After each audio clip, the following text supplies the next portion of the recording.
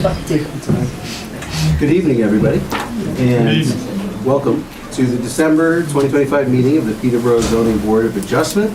I am Christy Loretto, the chair of the meeting and the board, and we will begin with some introductions before we take up our cases, and we'll start with Philip. I'm Philip Mullen, Planning and Building Department. Okay. Tim Hurley, Building Inspector. Loretta Laurinaitis, I'm an alternate on the ZBA.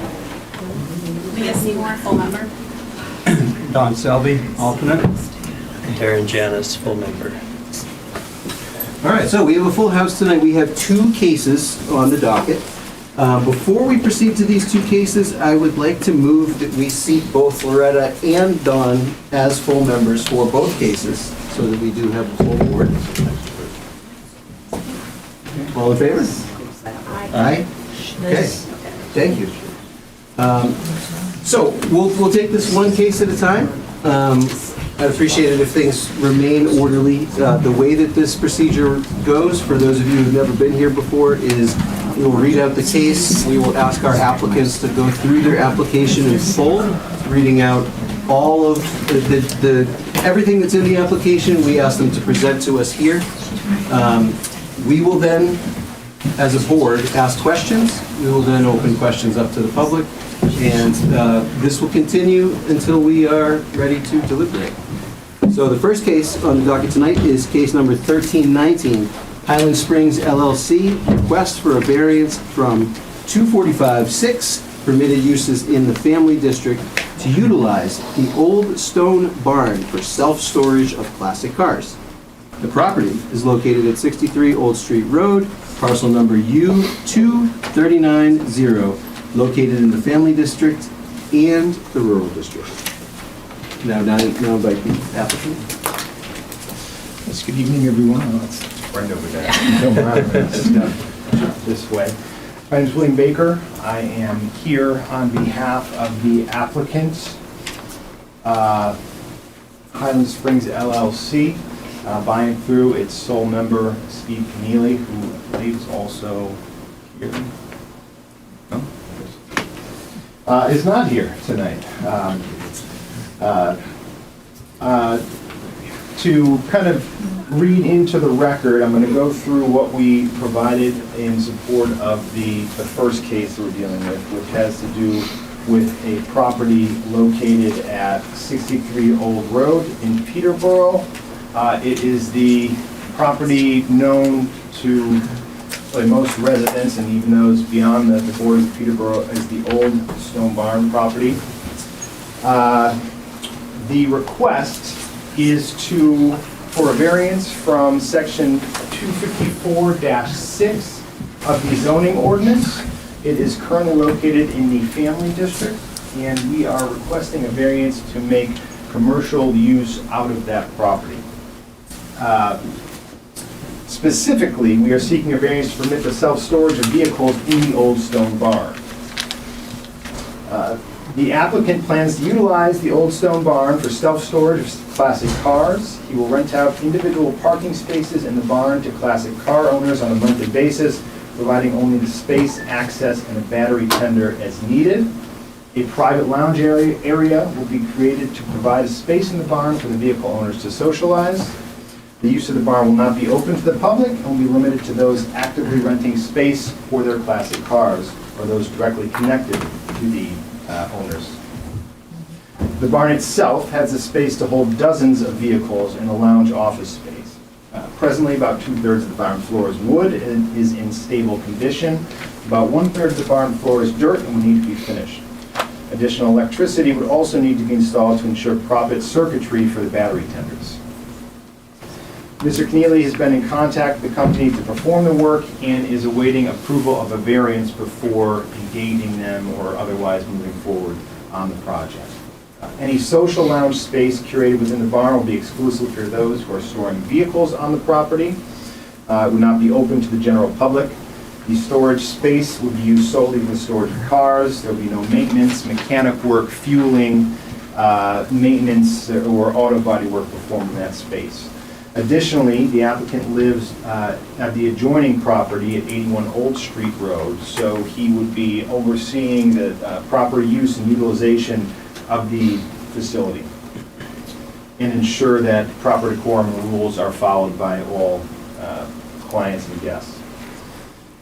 Permitting classic car storage at the Old Stone Barn provide unique service to the area. There are few, if any, classic car facilities in and around Peterborough. The Old Stone Barn will attract worthy business to the area and contribute to the economic and societal growth of the town in a manner that is not grossly inconsistent with the current land use and character of the town of Peterborough. Again, you're asking the board to permit a variance to allow the zoning to permit self-storage of classic cars at the barn. To be granted the variance, no, I feel like I'm very close to you guys here. I don't want to back into step on anybody. You can stand over there. Yeah, but it's so bright over there. That's right. So see, if you stay at the end of that table and not Okay. shine the light, we'll Not as bad. give you Okay. sunglasses. Okay. New Hampshire law provides that an applicant must meet a 5-point test in order to be granted a variance. The facts support the applicant's request as it concerns the classic car storage, as I will outline now. First, the granting the variance will not be contrary to the public interest. According to the New Hampshire Supreme Court, the requirement that the variance would not be contrary to the public interest is related to the requirement that the variance is consistent with the spirit of the ordinance. To be contrary to the public interest, the variance must unduly and in a marked degree conflict with the ordinance such that it violates the ordinance's basic zoning objectives. One way to ascertain whether granting the variance would violate basic zoning objectives is to examine whether granting the variance would threaten the public health, safety, or welfare. Section 245-1 of the Peterborough zoning ordinance discusses the purpose of the ordinance. That purpose, or among those purposes, are protecting the use and enjoyment of property, promoting the orderly and harmonious development of the town, promoting and conserving the health, safety, convenience, and general welfare of the inhabitants of the town of Peterborough, and the preservation of historic sites. The proposed use of the barn as a classic car storage is consistent with that spirit, with the spirit of the ordinance. The facility would bring business into Peterborough and southern New Hampshire community in a non-disruptive and innovative way to provide for a currently unmet need. It also attracts clientele from the surrounding area, curating space for community and giving purpose to the Old Stone Barn. It is a business that is unique and tailored specifically to the existing structure. It would not in any way impact the public safety, health, or welfare of the surrounding community. In fact, it would be a very, really unpronounced use of the barn. Number 2, if the variance were granted, the spirit of the ordinance would be observed. The Supreme Court has held that to adjudge whether granting a variance, again, you're looking at the same public health, safety, and welfare, and not that it would not unduly in a marked degree conflict with the ordinance. Here, the Supreme Court has recognized 2 methods for ascertaining whether granting the variance would violate an ordinance's basic zoning objectives. Again, whether it would alter the essential character of the neighborhood and whether it would impact or threaten the public health, safety, and welfare. The use of the stone barn as a car storage facility would have really no impact on the health, safety, and welfare of the community. In fact, it would take a structure that is well known to the residents of the surrounding community that has really been a bit of a liability for its owners over the past decades, from what I understand, and make a viable use out of that. At the same time, it would keep the barn basically as it is from the outside. So aesthetically, the barn would look the exact same. The only difference is that there would be an actual use for it, something that has been a very difficult thing to come by for prior and current owners of the property. Number 3, granting the variance would do substantial justice. The courts have held that the concept of substantial justice is nebulous. Specifically, the Supreme Court has held that it is not possible to set up rules that can measure or determine justice. Each case must be individually determined by board members. Perhaps the only guiding rule is that any loss to the individual that is not outweighed by a gain to the general public is an injustice. The injustice must be capable of relief by the granting of a variance that meets the other qualifications. The Board of Adjustment cannot alleviate an injustice by granting a legal variance. That said, when using that parameter, those parameters, substantial justice will be done by allowing for the self-storage of classic cars at the property. Again, it makes use of the stone barn in a not only viable just from a use perspective, it also makes some kind of financial viability in the use. Conversely, there would be no gain to the public by denying a variance or refusing to allow classic car storage. Again, we're talking about cars being stored at a facility from which, once they enter from the road outside or the driveway, it would be really unknown to the residents of the community. All they would know is that this beautiful structure continues to exist. There might be very, very minimal increase in traffic just pulling the cars into the barn, but otherwise it is more of a storage facility. It is not a garage where you're talking about daily use. We're going to have people driving in and out. So again, there is a benefit to allowing the use for the applicant, whereas there is really no benefit to the general public by denying the variance. Number 4, the fourth factor to consider is if the variances were granted, the values of surrounding properties would not be diminished. Again, the classic car storage facility will be nearly entirely within the barn itself. The appearance of the property will remain unchanged.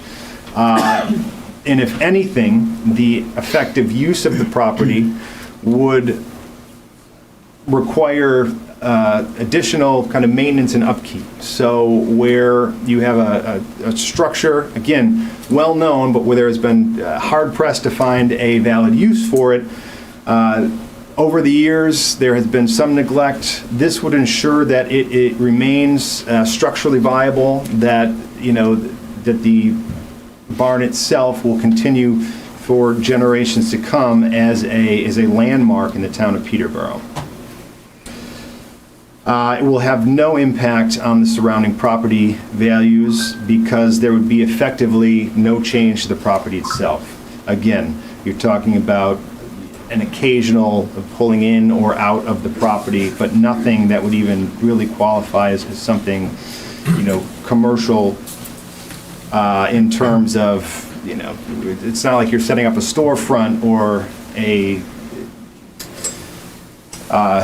hospitality business or anything like that. It's basically, you bring the car in, you park it there, that's it. 5, unnecessary hardship. To determine whether there is unnecessary hardship, special conditions must exist such that literal enforcement of the provisions of the ordinance would result in an unnecessary hardship. Unnecessary hardship means that there are special conditions of the property that distinguish it from other properties in the area. So in the immediate case here, we are talking about an incredibly unique property. It's a beautiful property, but it has been a white elephant for those who have owned it or tried to make use out of it for decades. The property itself, in attempting to use it in any kind of viable way, is the hardship. Again, this has been a white elephant. Many have tried and many have failed to make actual use of the property. The applicant has found something that has not been tried before, has not been done before. It is a need that is unmet in the area here and would allow effective continued use of the property. The barn itself is big, it's old, it's beautiful. It is not well suited for conventional farming, and it hasn't been for decades. Given the value of the property, again, this is not, the property is unique, and the value of the property reflects that uniqueness, reflects this beautiful structure. But as far as making use of it, you know, unless there's somebody who's willing to essentially pay the amount of money to purchase and maintain the property just to look at it, there has been no viable use determined for it for decades.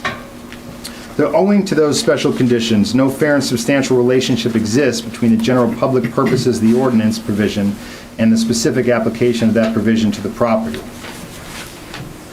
The old stone barn is for the family district, but the sheer size of the property makes it incompatible with any kind of single-family use. It's not suitable for agriculture, and it would require significant infrastructure changes to become residential. Neighboring properties host typical, clearly residential home, but the barn itself is an outlier in the neighborhood. It's designed to be used for something beyond residential use. So, given those reasons, again, no fair, substantial relationship exists between the zoning ordinance and this particular property, given its uniqueness against the size, the structure, the historical context of the property. Further, the proposed use is a reasonable one. The New Hampshire Supreme Court has stated that to establish whether the proposed use is reasonable, a landowner need not show that the variance is necessary to enable the use and enjoyment of the property, only that the proposed use is reasonable given the property's special conditions. The classic car self-storage is a member-only access business, keeping the neighborhood ideals of a family district. There will be minimal active traffic, no disturbances to abutting properties, and some business will be brought to the surrounding area. Again, given the uniqueness of this property and the inability of past owners to find any kind of viable use for it, the use for the storage of classic cars is very much reasonable for the old stone barn. In addition, if the criteria discussed above are not established, an unnecessary hardship will be deemed to exist if and only if, owing to the special conditions of property that distinguish it from other properties in the area, the property cannot be reasonably used in strict conformance with the ordinance, and a variance is therefore necessary to enable reasonable use of it. Again, I don't believe we get here because I believe the unnecessary hardship factor is met. But again, this is a residential zoned property, so it simply cannot be used as a residence. It is, well, I hesitate to say impossible because anything is possible. But is it reasonable? Is it reasonable to try to convert this 21,000 square foot, century-old barn into a residential structure? And the answer is simply no. So the proposed use would, again, provide viable use with minimal impact to the town, minimal impact to the structure of the barn itself, or to the properties surrounding it. So in light of the foregoing, the applicant respectfully requests that the zoning board grant the variance to allow classic car storage at the old stone barn. Happy to answer any questions you might have. Thank you. Thank you very much. I'll open up the board questions. So I hear you on the hardship, but I'd like to go back to criterion number 2, the spirit of the ordinance. And, you know, I've heard what you said. I see what's in the application, but, you know, looking at our family district ordinance, it is pretty much entirely residential. And so I'm wondering if maybe you can elaborate on why you think that a car garage, I mean, you've cited a bed and breakfast, but a classic car garage is not really like a bed and breakfast. How do you see this as consistent with the spirit of the ordinance? Sure. How is it consistent with the spirit of the ordinance? again, the idea that the old stone barn would exist as a family kind of residence is just, it's not realistic. So looking at the spirit of the ordinance, when you're talking about a family district, you are talking about quiet, you are talking about undisturbed, you are talking about a lack of hustle and bustle and really overt commercial type activity. Yes, this would be commercial, and I understand your point in that, well, how can you say in a non-commercial district, commercial use is consistent with the ordinance? It's a fair point, but again, I would argue that the use of the property is minimal, such that it would really give the appearance of a sort of residential type existence. You know, it is not to be a commercial enterprise where you have people going in and out all the time. Yes, there would be an area for lounging and socializing, but really this is about storage. So you've got a 21,000 foot structure. I mean, it's essentially considered a residential garage of sorts for, you know, several people who want to park their classic cars. Room for cars. Yeah, room for cars. So again, I understanding the point that how does commercial square with and being in the spirit of the ordinance in a non-residential district? It's a fair point, but that's why we're asking for the variance. The use itself will be so minimal so as to really be imperceptible from the surrounding value. So it will continue the kind of peaceful tranquility that the family district currently provides. Other questions from the board? Yeah. Yes. Oh, go ahead. Go ahead, Larry. yeah, no, please. Okay. Just to build off of that, a 21,000 square foot structure, how many cars is the applicant planning to put in there? There are room for dozens.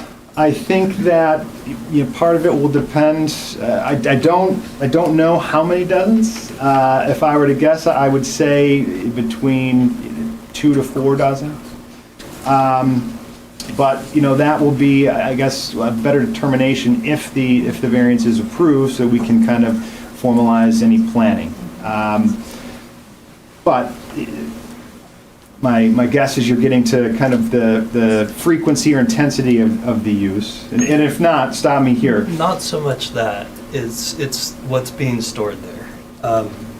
We're talking about classic cars, which when I think of classic cars, I think of owners that care a lot about those vehicles. They want them to be secure. Sure. And so my concern is, what kind of security is there going to be at this? When I see self-storage facilities, just a normal one, you're talking about gates and fences, maybe security guards and things like that. Is that going to be needed here? And if so, how is that consistent with a residential neighborhood? Sure. To my knowledge, there will be no security guards or anything like that. We're not talking about building, you know, fence in thinking about self-storage. You know, I'm envisioning the metal fencing around and kind of these tinny self-storage facilities. It will not be Lights that. and Yeah, things like yeah. that. There will be nothing like that. As far as the security is concerned, in the planning phases and of that, there's nothing set other than it will all be completely within the current footprint of the barn. So there's not going to be an expansion. Whatever security is built in, and I guess one of the things with a barn of that nature is that it's been built, you know, it was built a century ago. It was built to last. So, you know, you're not going to just kind of drive a classic car out of there. As far as, you know, getting it in and out, there will be a security system. I don't have the details on that exactly, but it's not something that would be really intrusive or otherwise would impede on the quiet enjoyment of the rest of the neighborhood. Brett? Yeah, you don't have a plot plan or a map, do you, to kind of show how you're envisioning this storage facility to be and where the entrance and exits would be, whether there be one or more? I do not have that, no. Okay, so is there anything more you can tell me about that? You're saying it comes in the drive and goes around to the back, and so there'll be one back entrance. There'll be, make use of the existing entrance to the barn, and my understanding is it'd be one in, one out. You know, that there's one entrance to get in and out of the facility. Okay. I understand you can't give us an exact number, but that troubles me, because I would like to know what the plan is in terms of how dense it's going to be in maintaining vehicles. Sure. And I also kind of feel that people with classic cars often also like to work on their cars. And you're saying that there won't be any work allowed. This would not be that. Think more of Jay Leno's classic car collection. He's not in there doing work, at least to my knowledge. This is more a museum of sorts, a place to store them, a place to showcase them, a place to be around other classic car aficionados. So are you saying there will be certain standards to identify what a classic car is? So if somebody has a vehicle that's an old vehicle that they're planning to work on and upgrade, that would not be considered? There would be, I guess, classic cars, I don't know if there's a cutoff, like an age limit that it has to be. It more just be for maybe classic, I guess in an undefined sense would be any car, that anybody, I guess, valued enough that they would store it in a private storage facility. There would be no work on the vehicles at all. That would not be permitted at the barn. So are there any environmental considerations that need to be taken in terms of leakage of fluids? Sure. So what would those be? Well, right now, we're just trying to get the use, and we've been working with, again, there have been contractors. We would obviously get all the necessary approvals, if any, from DES. So, everything would be kind of above board. Again, we've got a very unique, beautiful property. I understand the concern about leaking vehicles, but any of the build-out would be such that would address those concerns. You also said there's an unmet need in the area. How do you know? How do you know that there's an unmet need for dozens of classic cars? I guess- To be kept in this barn? Sure. Well, to my knowledge, there is no similarly situated facility that offers this kind of service in this type of environment. So I can tell you that the applicant has spoken to several individuals who have expressed interest. Again, this is a rather niche market, so which I think adds to the support for the variance. This is a niche market, so it's not like you're going to open the doors and there's going to be 1,000 people there, waiting to get in with their classic cars and so on. But there has been interest in this use, and to my knowledge, there is nothing similarly situated in the area. And you're saying there would be nothing outdoors, like there wouldn't be classic car shows on the property? No. Or them lining up their vehicles? No, Anything like that? no. Okay. The other thing is, in the variance application, it talks about how there should be consideration about information regarding consultative efforts made with any neighborhood groups or other affected parties. Do you have any information to share about that? Was there an effort to engage the people in the community to learn about how they view this? I could tell you applicant conversations with a few people. There's not been any kind of formal meet and greet type situation, although I now meeting and greeting a lot of people here tonight who I assume are here in support, so thank you all for coming. But no, there has been no formal meet and greet, other than I understand that again, this is a unique property, and I know that a lot of people don't like change, but, you know, the hope is to recognize that this is an underutilized, beautiful property, and that the proposed use really is I would argue, among the least obtrusive ways of finding some viable use for this structure, which I think would be a benefit to both the property itself and in turn the greater area.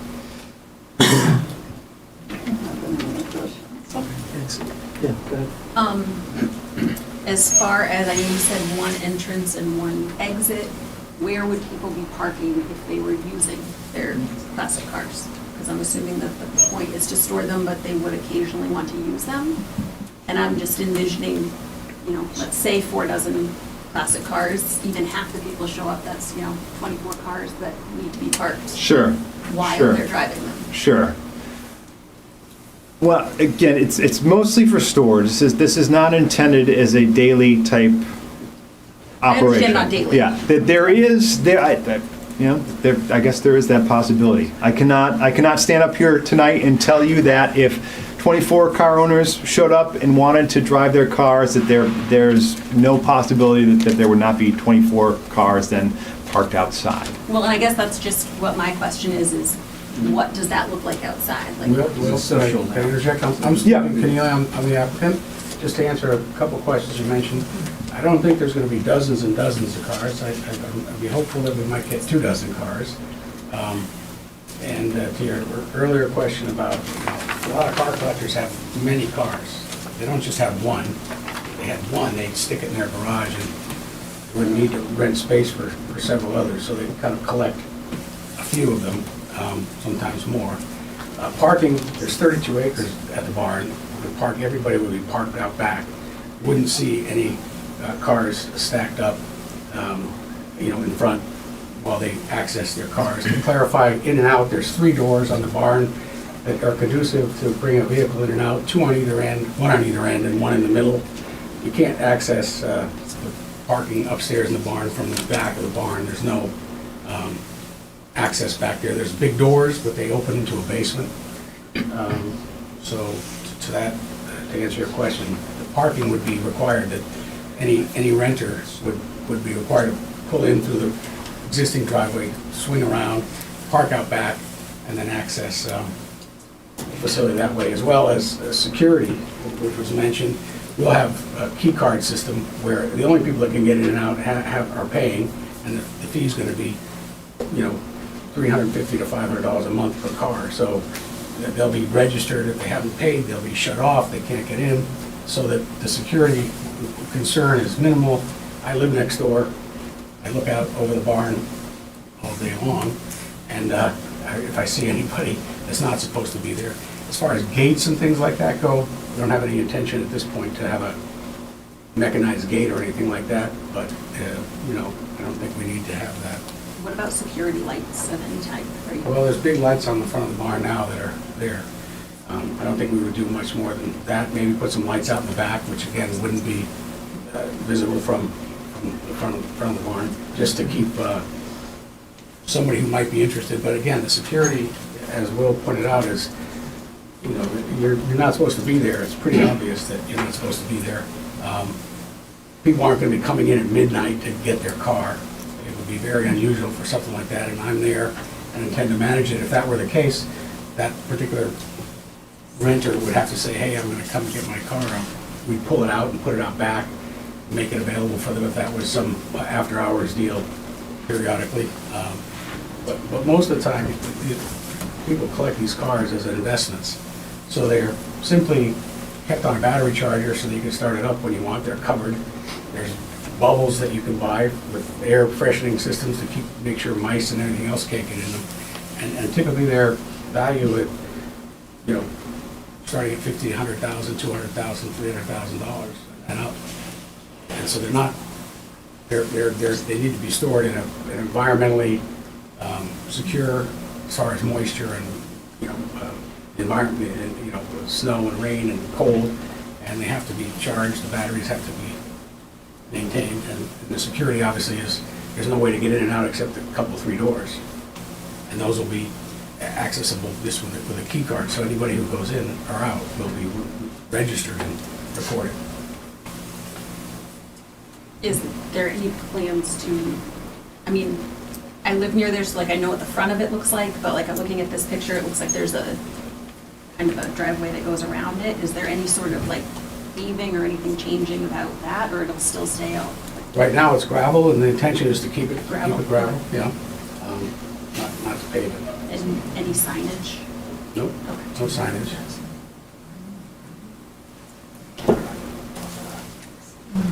To your, I just want to make one more comment. To your point, and as to your question, I think there is a social lounge, a private lounge area to be planned. So that implies that there will be some additional amount of traffic other than people going in to look at their car or whatever.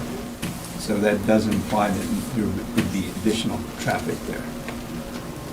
Well, that's only for the car owners and car storage people, so if there are 3 or 4 of them there and they want to sit down and have a cup of coffee or a beer, they can do that, but we're not inviting the public to come in. There's not going to be people wanting to visit in that sense. They would definitely have to be a member, and there'll be a membership fee to join, and then that's an annual fee to maintain your membership and your ability to then pay monthly fee to keep your car or cars there. And there'll be a, we call it a lounge. I think that's kind of more like a couple couches and maybe a pool table. That's about it. So that if somebody wants to take their car out and drive it and they come back and there's some of their friends there, they can meet and greet type of thing. So what would happen if the number of members decided that they wanted to all meet up there, admire each other's cars, have some drinks, things like that, and where you may, it's more than just... We can't hear you. Could you speak up, please? Sure, yeah. I was asking what would happen if several members decided to essentially hold an event there? And it's a members-only event, or maybe they invite some friends to do it so that they can admire everybody's cars and things, maybe go out and drive them, come back and have some beers or coffee or whatever it is. I mean, are they bringing, first of all, are they bringing their own food and drinks? Are there any rules on limiting the size of those types of events and things like that? I mean, what parameters would be in place for that? So we haven't written up the rules, but the rules would be you can't bring a whole bunch of people to create a party. It's not going to be a party spot. And keep in mind, people who have a couple $100,000 cars or even $100,000 car, to them it's very important. They're not going to want a whole bunch of people standing around it, walking around it, scratching it potentially or anything else. So as far as that goes, there'd be room to park the cars in the back. There'd be a limit on how many guests a member can bring at any time. Does that mean that 3 guys couldn't get together and bring a friend or 2 friends, and there might be half a dozen or 10 people there at any given time, and they all pair up and take off in 5 cars? I would say that would probably be somewhat unusual, but not out of the realm of possibility. But I don't envision it being a place where there's going to be large gatherings that are going to be either visible from the road or even that people would be aware of it. You have questions? Yep. How often would you expect stored vehicles to be moved in and out of the facility? Well, as I said, most of these are investments, so a lot of times they're not moved much at all. But I would say I have a Jaguar XKE that I drive, that I've owned for a year, and I've driven it twice. A 69 Jaguar XKE, so it depends on the weather and so forth. So I can't imagine that, again, it would be any kind of a disruption. Okay, another question. Have you owned or managed a classic car storage area before? I own 17 cars. 7 of them are race cars. They're scattered all around the country. I'm pretty much owning and managing the management of that and the payment for them, and why I feel a need for my personal collection is warranted. So yes, I know guys who have airplane hangars that they store their cars in. I have friends who have their own personal garages with 11, 12, 15,000 square feet with 80, 90 cars in them. I have friends who have bigger ones than that, more cars. I have friends with 5 or 6 cars. But to own one and manage it myself, no, other than my personal experiences with that So my vehicle's of my own. So your experience is with the private facility rather than the facility for other people to store their cars? Is that correct? Is that A lot of the correct? places where my cars are, there are more than one car, there's more than my car. There's several cars stored there, or a dozen cars. Okay. And with your experience in doing that, what was the biggest challenge of that? They're far away. Georgia, California, my garage is full. I just wonder if you had any challenges with the facility, with other owners, not following the rules, or building issues. I just wonder if you had any problems with that.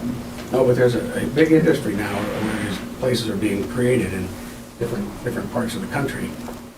Austin, Texas, anywhere near any kind of a racetrack or anything where they're building, they call them barn dominiums or car dominiums, and they 1,000, 1,500 square feet.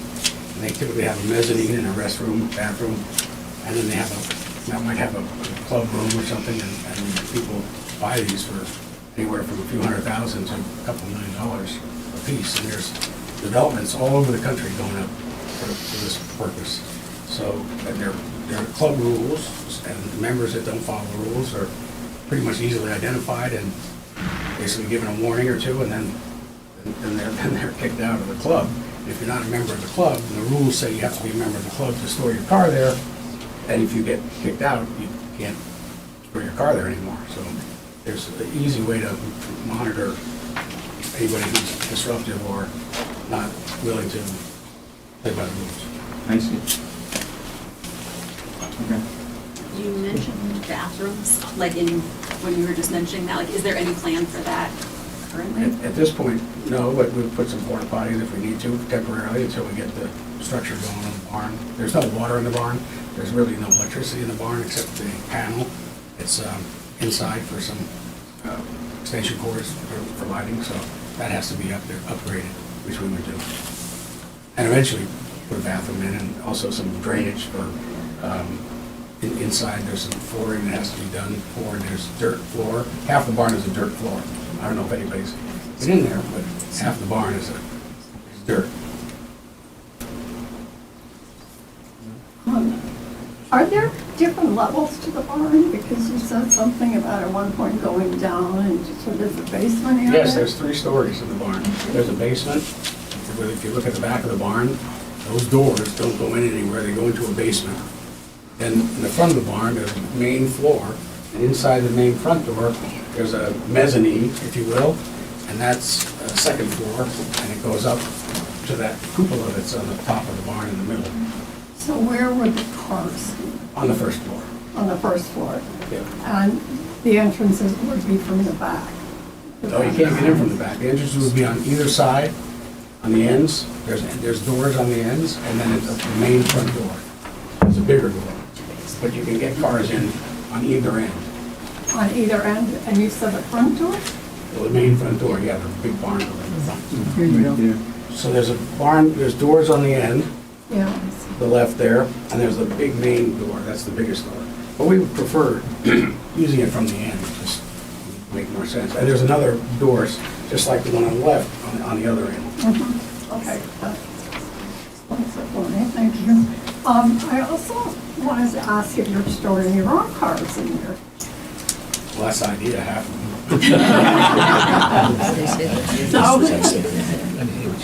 Now, you mean? No, are you planning to also have your own cars? Oh, yes. Stored there?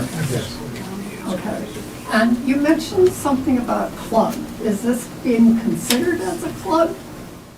No, just that we would have people who agree to store their cars, they would have to sign up for membership and have rules that they agree to abide by and payments in advance so that we're sure we're not having somebody bring something there and then just dump it and walk away.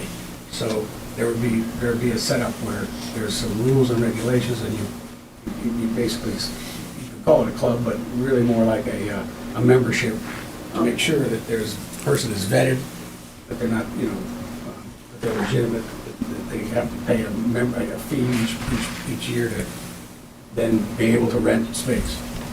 Okay. And they have an application that essentially says where they live and where they're from and who they are, type of thing. Okay, thanks. Any other board questions? Okay, we will now open it to comments and questions from the floor. In order to keep this orderly, I will call on folks, if you could stand and identify yourselves, speak clearly, and address any questions and comments through the chair, and we can facilitate that. So, yes. Wendy Salisbury, 241 Curling Road. Is the board able to, or planning on having a look at what the rules and regulations in the rental agreement were? That's not really within our purview. Well, if they're asking for a variance and changing it from family to commercial, why not? I think we can probably make a determination without seeing the rental agreement. Okay. And then second question, I believe it was in number 2, you mentioned a unique business opportunity. You mean for the owner, I'm presuming? Yes, I don't recall in what context I said unique business opportunity, but it would be a commercial enterprise, as Mr. Keeley spoke to. There would be a membership fee and a monthly fee for the storage of the vehicles. Yes. Hi, my name is Susan Terrio, and I live on Cheney Avenue. We look right at the barn, as do many of my neighbors. My biggest concern is the external illumination at night. Because right now there's a light outside, but how many lights are going to be put up around that structure? Because I know for me and a lot of my neighbors, what we love at night is looking at the stars and the beauty around us and sleeping in the dark without all these bright lights. And that is my biggest concern too. How bright are the lights going to be? That it will affect the neighbors. Can we speak to, I know you mentioned maybe some lights and additional lights in the back, but We might have some motion detector lights that go off if someone's, creeping around out there. Right now, they put the lights on, I think, late at night. If that's something that's bothersome to somebody, I guess we need to find out how many people it's bothering and figure out how many people like it. I'm not sure. Well, I'm just wondering if you're going to be adding a lot more lights that it's gonna... No, I wouldn't, no. I live next door, so I don't want any more lights there either. Thank you. yes, sir. So I'm Charlie Huff, I'm in a butter, I live at 5 Old Street Road. Couple things and a question. One, it was mentioned that the stone barn really doesn't have any legitimate use, being in a family residential zone. On 2 occasions in the last years that we've lived here, 6 years now, there have been approvals to turn the stone barn into a multifamily residence, in addition to other development in the back of the stone barn. But there is a use for that stone barn, and it could be a residence. My second point in question is that we have an ordinance. It's a zoning ordinance, and the zoning ordinance says that self-storage facilities are not allowed in the family district. They're allowed in the industrial district. We have an industrial district in this town, and we also have a self-storage facility in this town. It is on the north side of town, on Route 202, heading towards Hancock. There's lots of space in that self-storage facility. It has room to store classic cars. So my question is, why do we need an industrial property, an industrial use of a property sitting within a family district area where there are homes that don't want to be disturbed by a industrial business? We heard a lot about cars coming and going, parking. Why do we need an industrial facility against the zoning ordinance sitting within the family district? That's my question. Sure. Very respectfully, any variance is a departure from what the ordinance currently allows. That's the purpose of a variance, is to vary from the ordinance itself. As far as the industrial nature of the facility, Mr. Keneally just spoke and said half of the vehicles that will be kept in the barn will be his own. So again, we are talking about pretty minimal use as far as the traffic being concerned here. So, you know, as far as, I mean, Mr. Keneally wanted to fill the entire barn with his cars, he could do that. And he'd be perfectly within his rights, whether it was residential or whether it was zoned for some kind of commercial purpose here. But as far as, you know, the kind of commercial use and the traffic, again, we expect it to be minimal. To your point that there have been variances or permits granted to make residential use of the property, nothing has come out of that. And while I'm not privy to discussions with those developers, you can only assume that if somebody could make it economically viable, that they would have done that, especially if the permits were already granted. So again, we're not asking to make this some big bustling business. This is just a very low intensive use of this very unique property.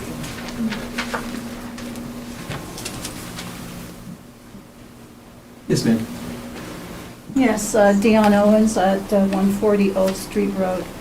You had mentioned something about how this will bring business to the community. Can you explain how that would happen? Sure.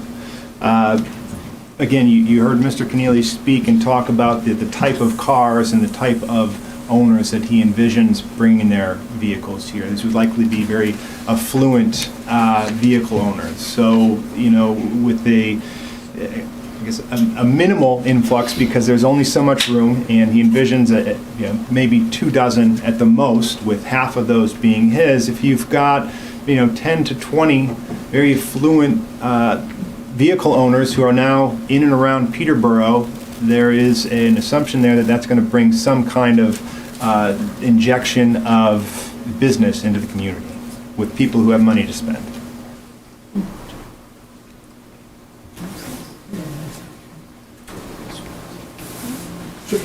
Also, I'm sorry, what is a battery tender? Well, that's a electrical socket that you plug into the wall, that you hook on the battery, and it senses when the battery's going low, and it charges it while it's going low, and then when it senses that it's charged fully, it shuts off. I didn't know if it was a person who would be there. Your battery. It's a way to slow down.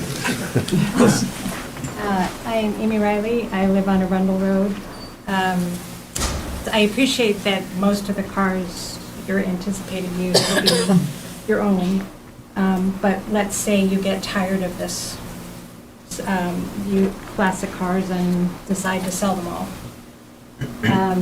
The variance would allow, therefore, all of the cars to be people who don't live next door. And that would be true, yes? You're not guaranteed. It would be true, but I'd still be living next door, so I'd be keeping an eye on it. And you could decide to move and still own the property. Correct, true. The variance would allow. The variance would stay with the property even if you sold it? Yes, okay, thanks. So if that's the case, once this is, if it was approved. Please identify yourself. Oh, I'm sorry. Lisa Alexei, 90 Old Street. Once approved, if it were sold and it's commercial, they could put anything they want in? No. We would be granting the variance to allow for classic car storage only. Got it, thank you, that's. Yeah. Is it true that once it hasn't been used, is that for a certain amount of time? Tim? Yeah? We've run into that, yes. Yes. So if it isn't used for that purpose for a year, the variance is no longer In effect. in effect. Okay, thank you. I actually picked up, Oh, sorry, No? a non-conforming use expires after a year. I don't know what the expiration is for a variance that's not continued use. I don't know that answer. Sorry. Jim Van Valkenburg from 101 Cheney. And I'm just wondering if there's a variance granted, would a site plan review be required? There would? Yeah. Yes, there would be. Yes, my name's Robert McBain. I just moved into the town. I live on 15 Cedar Ridge Drive. So I came from a small, quaint town in Massachusetts, looking to retire in New Hampshire. Came to a nice, beautiful, quaint town, Peterborough, and we spent 3 years looking for a home or a property in this area. Built a home, beautiful home. We love the area.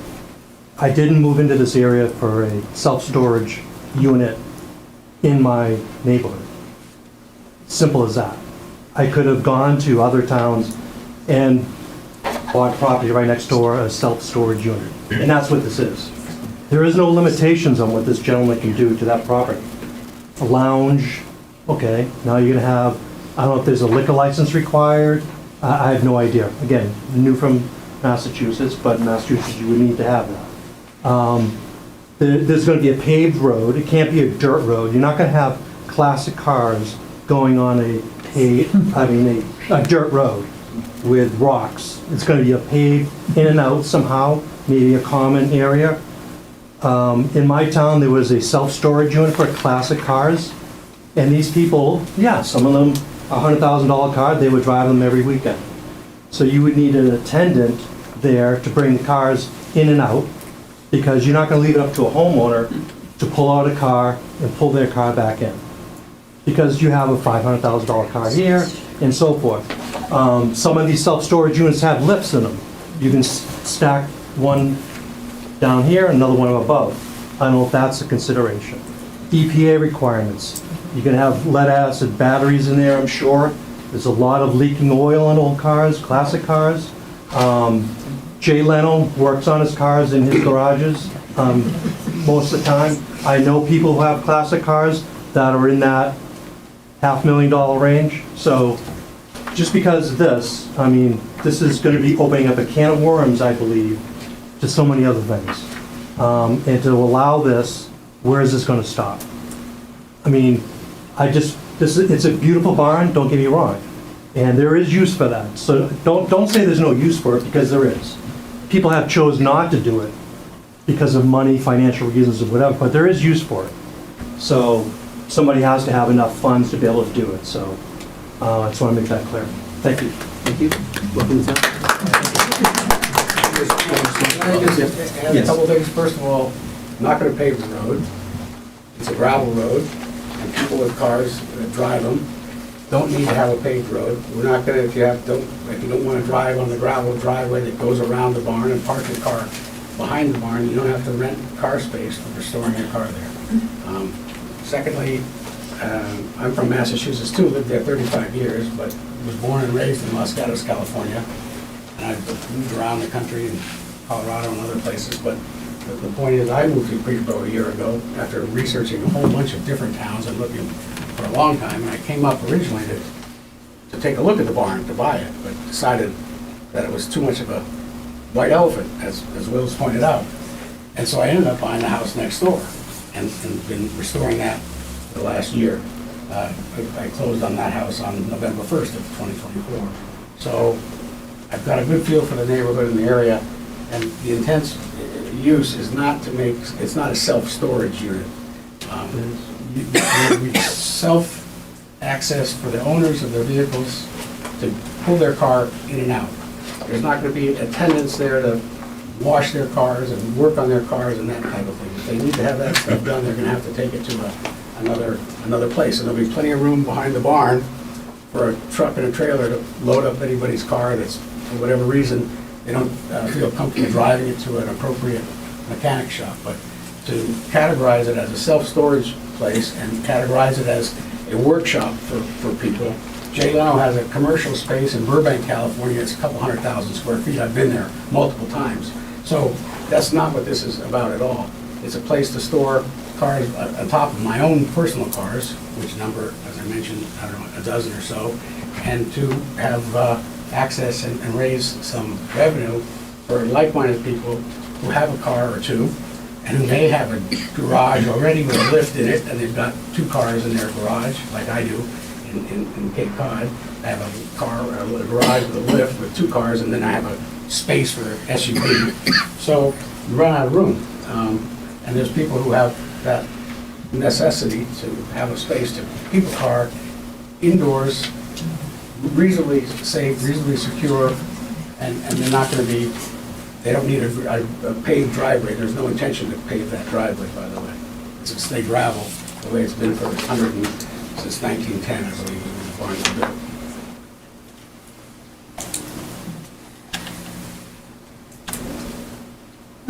Yeah, absolutely. Go ahead.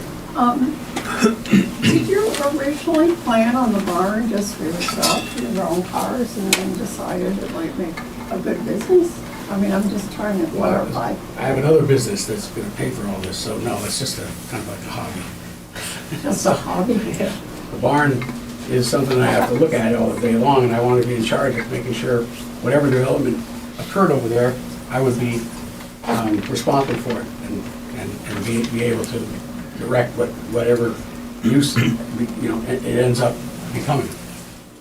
But you said you'd be storing maybe a dozen cars of your own, right?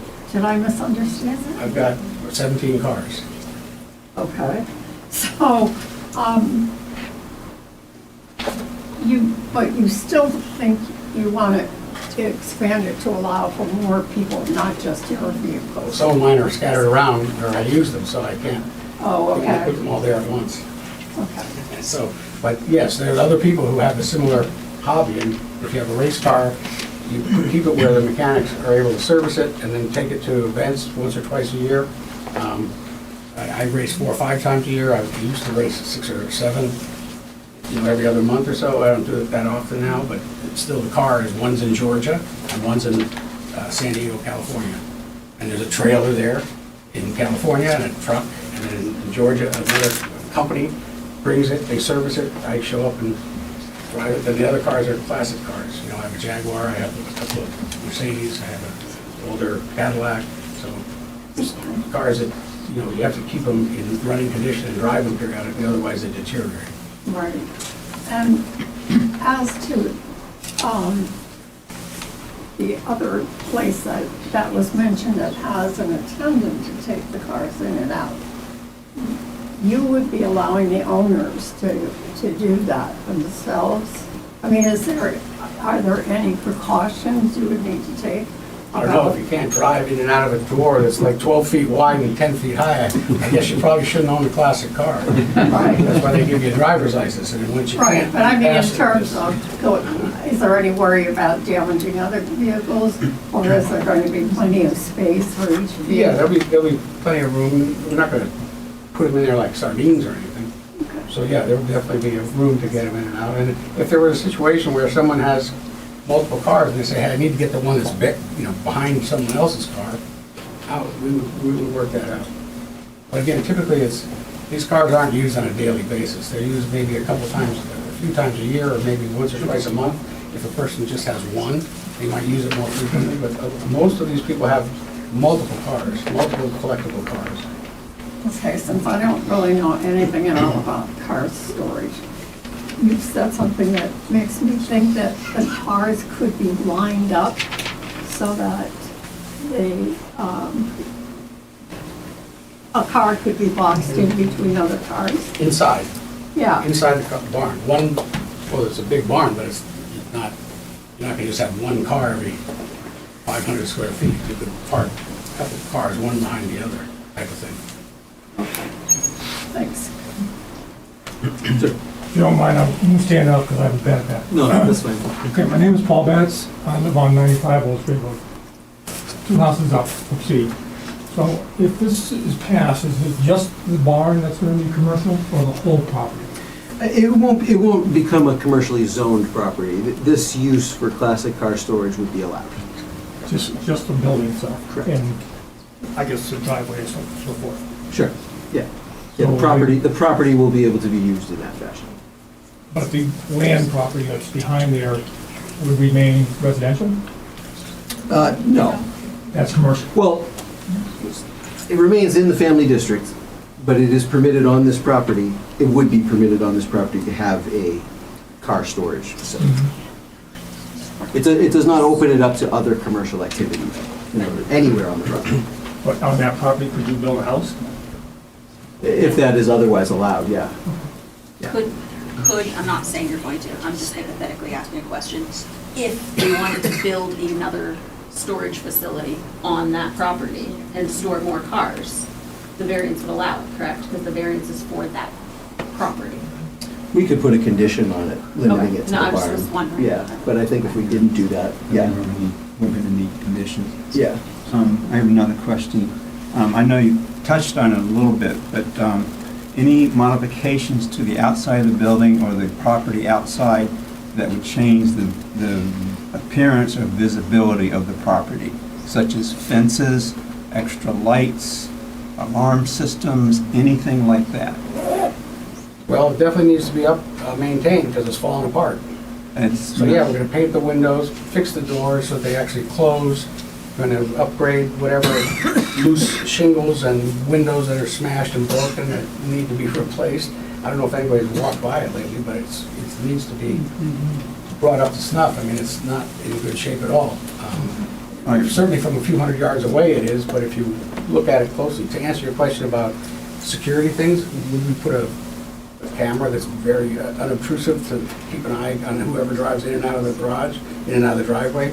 Might be something we'd want to look at, but as far as lights and any other changes to the appearance of the barn, the facade of the barn, no, we have no intention of changing that. So no fences? Well, I'm thinking about putting a fence across the front that matches my house. It's a split rail fence that goes down along the front there. But no channeling fences or anything of that nature, no. That was part of my question. No, not at all, no.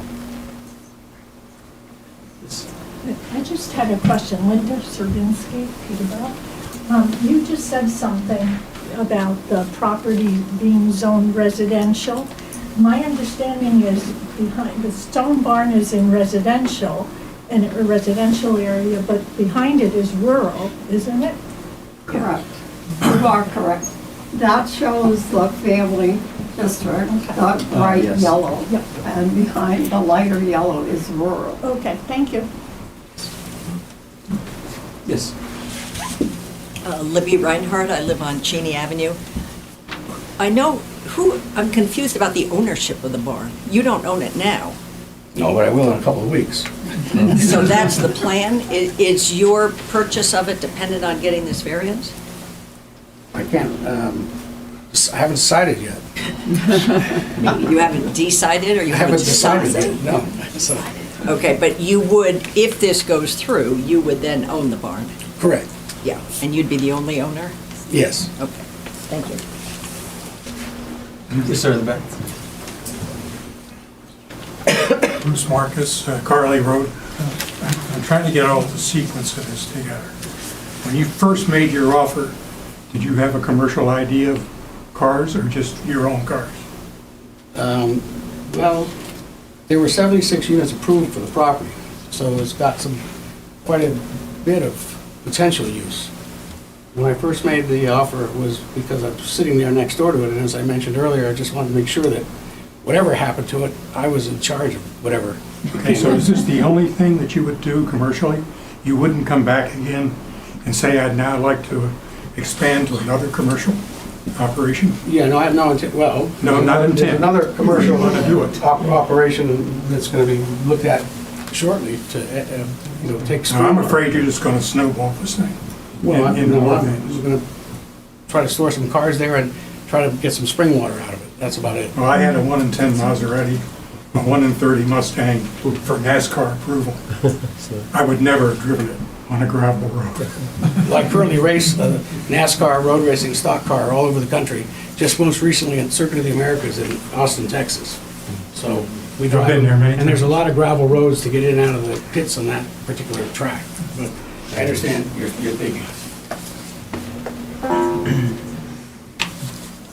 Other questions? Yes.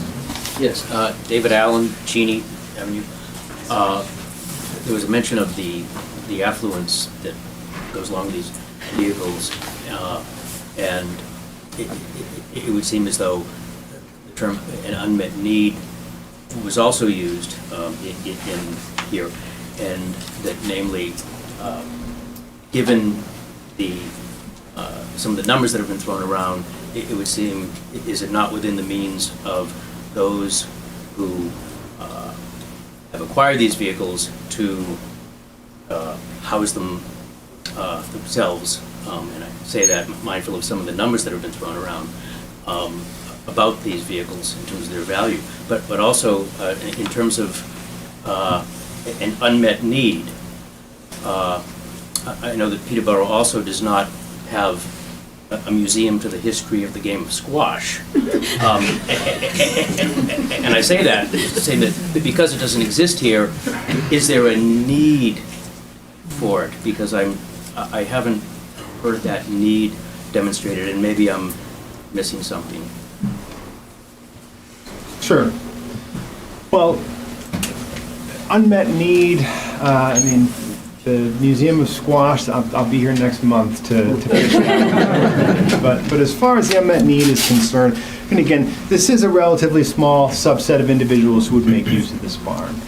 There isn't anything that like it that exists right now. From a financial perspective, if you're talking about an annual fee and $350 to $500 per month, that is really minimal compared to what it would take to build a structure like this. You know, this is a unique property, and you know the storage itself, again, it provides a safe storage for these vehicles in a unique property, and nothing like this exists. So yeah, I mean, anything that we want to say a need, what is a need, right? Nobody needs to own a car in the first place, but we do.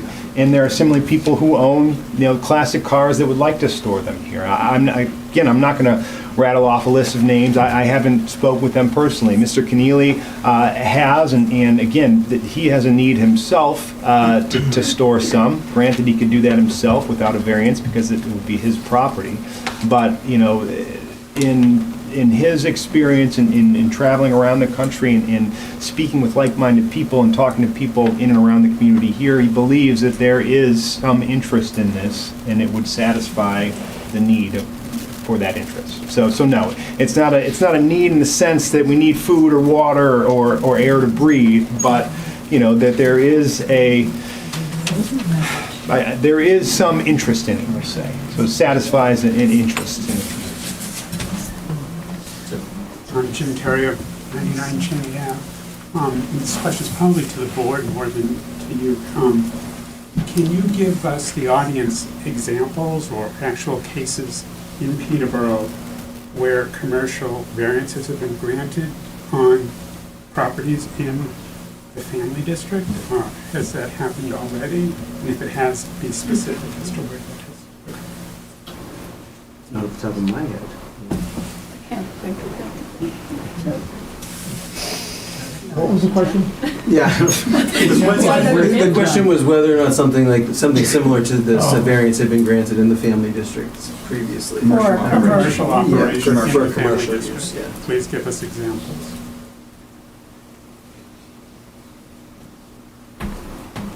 I mean, home businesses can, But those aren't variances. those are variances.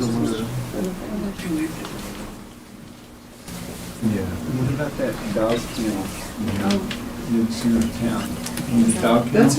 We just heard that one. That is an interesting case, yeah. So in that case, it was and I'm not sure exactly which, was it, I'm not sure if it was family, but it was. It might have been general residence. It might have been general residence, right on 101. But it was a similar. Okay, yeah, I mean, I'm not sure. It doesn't mean it hasn't happened, but I'm not. My concern is that once you let it happen, you're opening the door. Well, we would have to take each subsequent case but case by case anyway, but. There's precedence. Again, Robert McBain, Cedar Ridge Drive. So the other thing I'd like to say to the board is, I think the applicant needs to present a business case to the board. I'm hearing a lot of, well, we might have 36 cars, it could be 48 cars, it could be this. Could be 17 of his cars, or it could be just one, or none of his cars. And we could have 48 people going there on a daily basis, right?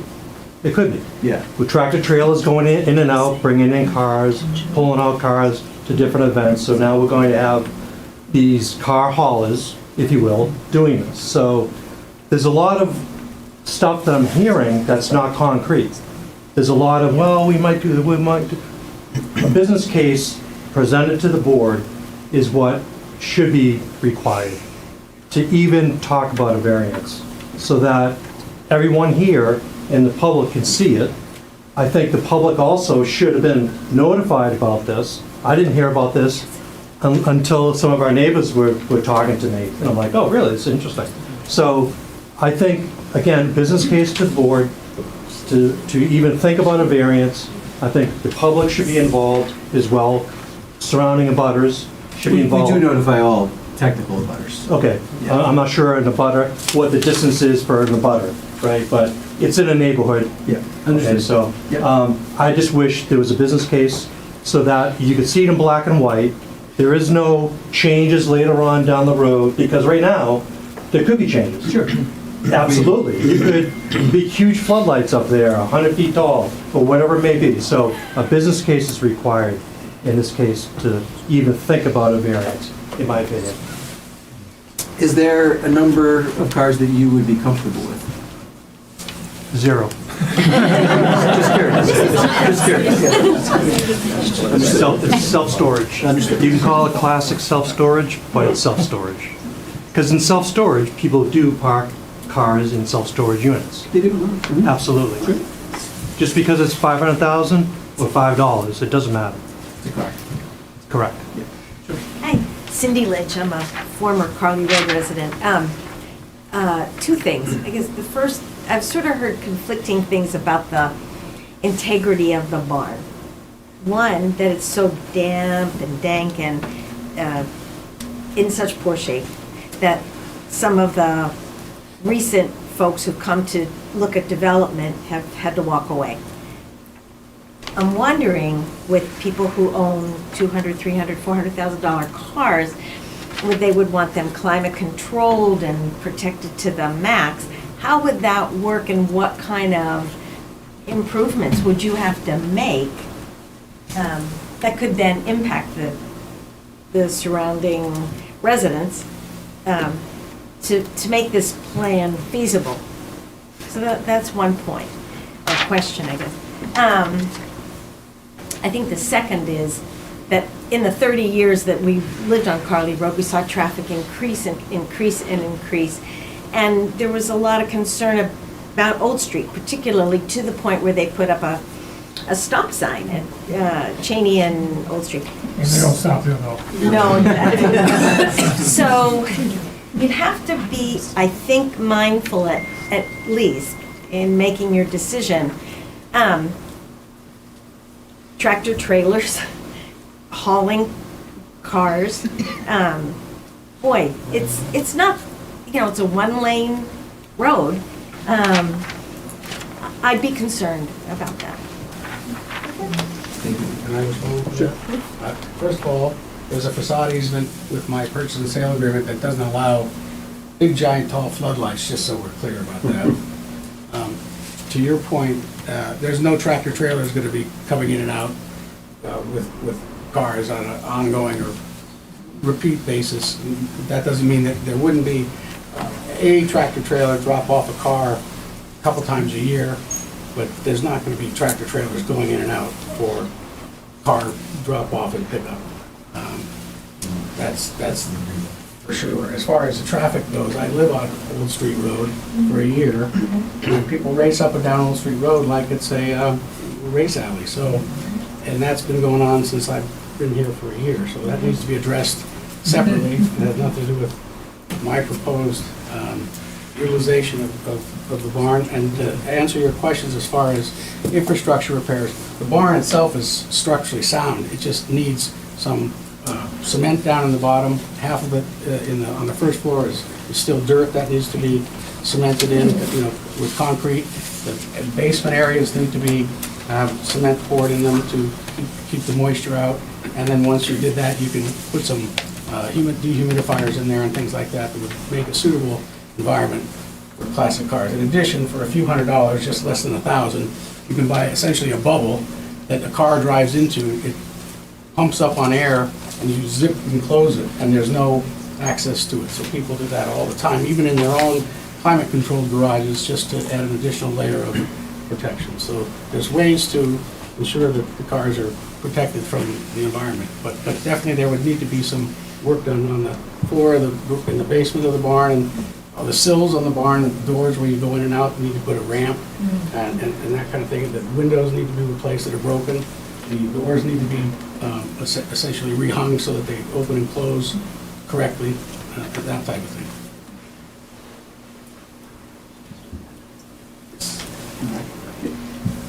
Mary Lou Marcus, Carly Road. I did a sort of a drive-by yesterday, and in the area from Carly Road, Old Street, Cunningham Pond Road, East Mountain Road, there's over 60 new houses that have gone in the last 6 years. Now that has increased our traffic immensely. And I know this isn't on Carly Road, but if you're taking your life in your hands, if you walk a dog down Carly Road, you go down Old Street, Cheney, and I know everybody speeds and we all have the heavy foot, but it's incredible. We've been here over 30 years and have seen, we're rural. It's not rural anymore.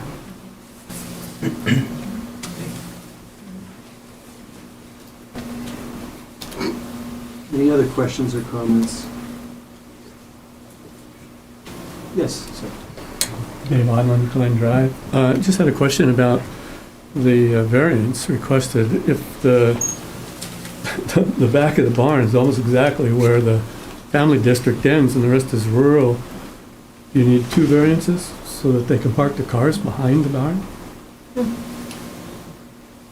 So that would be one question I would ask. The second would be, yeah, that doesn't look too good, does it? The second one is sort of a question and comment. You said earlier that we just would approve or disapprove of the variance, but it seems to me that a lot of the discussion tonight is about how we deal with having this self-storage and still have a family district, which does meet the requirements for having a variance. And without a business plan or something that says kind of what are the conditions under which we're going to operate, it doesn't seem to me that you can have a variance here that meets both of the requirements for the people that live on those roads and in that district, and also for the gentleman that would like to have a little bit of income to offset his, large expense for maintaining that building. So I'm assuming that approvals can be made with conditions. They can, yes. Okay, thank you.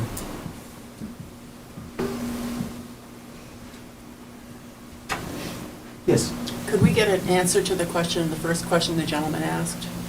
Rural and family district zoning variance? Can I? Yes. So the building, the request is, at this point, request to store cars within and inside the building. The building itself is within the family district. There is also provisions in the zoning that allows what's called the 50-foot swing rule. So if your building happens to straddle the line, and there are some lots that do, the zoning allows a swing of 50 feet to lever either side, whichever is in your favor. So if the line was just on the building or just over the building, there would be an allowance for 50 feet swing without any additional or extra. To clarify all that, this variance is for the use of the internal storage only, and everything I've heard so far, there will not be any external storage of cars.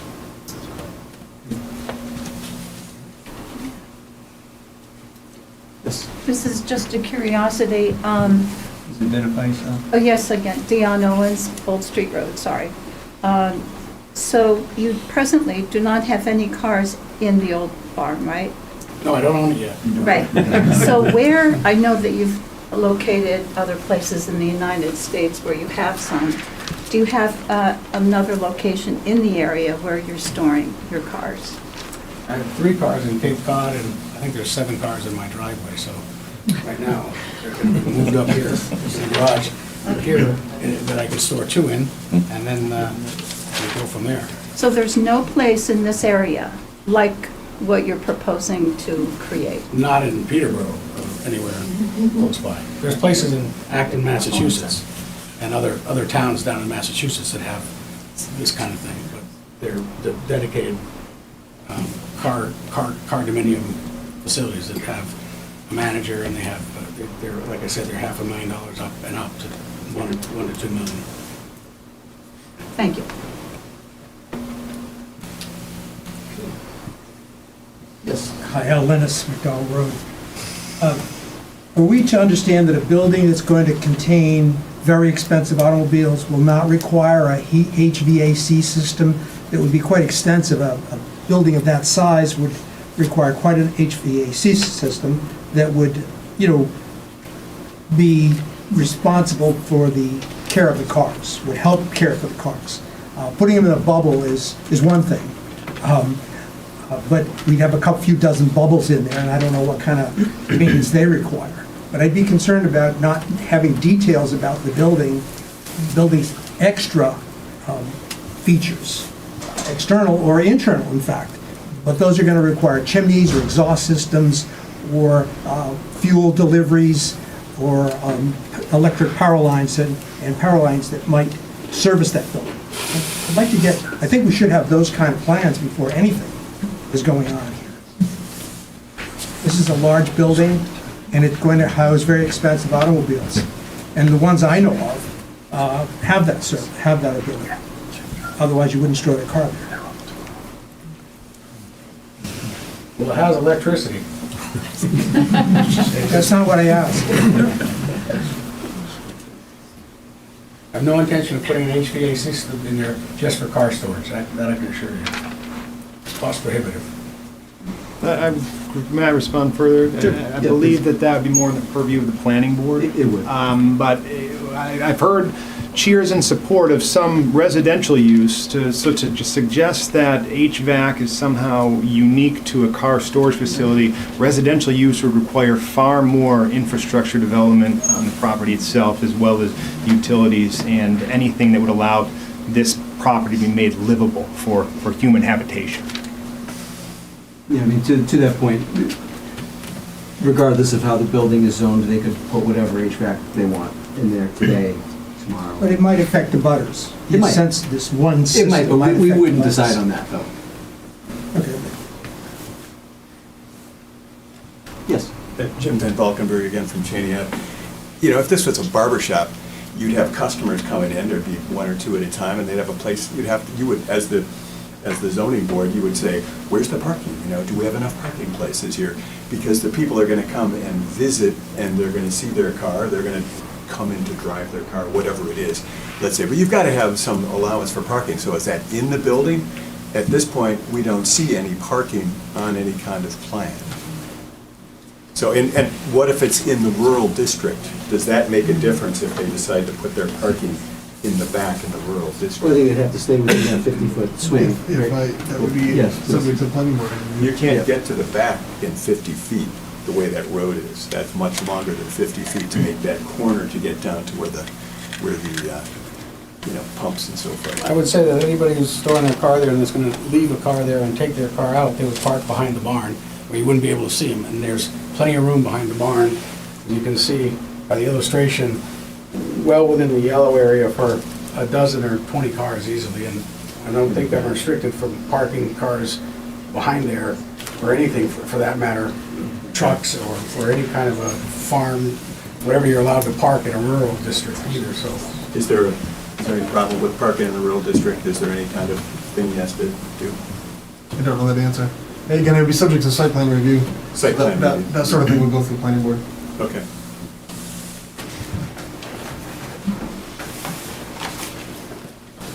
All right, last call for questions and comments. Once we go into deliberation, we will not take any more.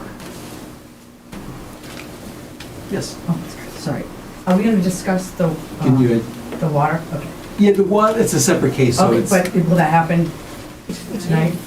If we get through If there this. is time. I think that's also very important, talk about tanker trucks. Oh, You know, for sure. So, We'll get there.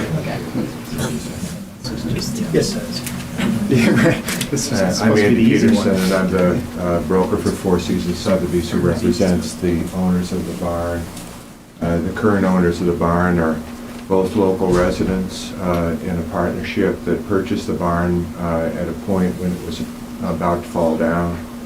They put a significant amount of money into the barn.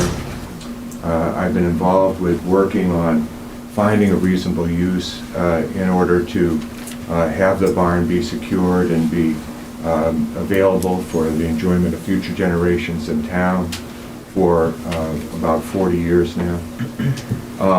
And many of the considerations that people have are a result of the fact that they love this town, they love the barn, and that's why there's so many people, I think, here tonight and with their different concerns. I do believe that this gentleman who's the neighbor, who wants to put back together the old farm with the farmhouse and the barn, who wants to store vintage automobiles in that barn, is a reasonable use. The owners have wanted to keep the front fascia of the barn intact and have that open land, which could all be houses, and the promenade of trees and the barn that you see there maintained for future generations. That's why they bought it and invested heavily in it and have carried it over this period of time. Boards in our town have approved this barn 3 separate times for major residential developments, each of which was unable to be financed or to be built. So now we have a gentleman who wants to do a use in the barn that frankly matches with its longtime historic use, which has been just for storage, and yet do it in a way that is a little bit upscale so that the barn will be maintained and preserved. I recognize you have 2 parts to this application, and that people will have different views on the second part of the application, but I wanted to stand and speak to this part of the application because the owners whom I represent, I believe, have been very beneficial in their interest to the town in the way that they've taken care of this barn and preserved it forward to this day. And I believe that this owner who looks out on it and loves it will keep it in a very good condition going on into the future. If he's allowed a reasonable use for it, which frankly, as an owner of property, a taxpayer, we are all due a reasonable use for our property. And I would point out as well that a variance given by this board can have not only conditions, but does not commit this board to grant a variance on anything else at any other time.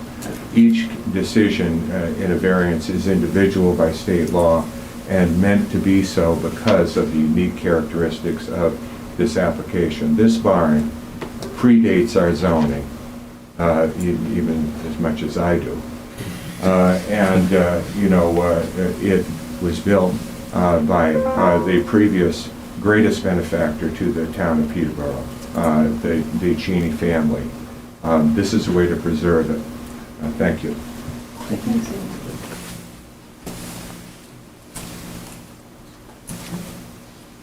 Any other comments or questions? Okay, I move that we enter into our deliberative session. Second. All in favor? Aye. Aye. Okay. The board at this time is entering into a deliberative session. The board will not entertain or take any additional information from the applicant's representatives, or the public during the session, although we do reserve the right to request additional information at our discretion.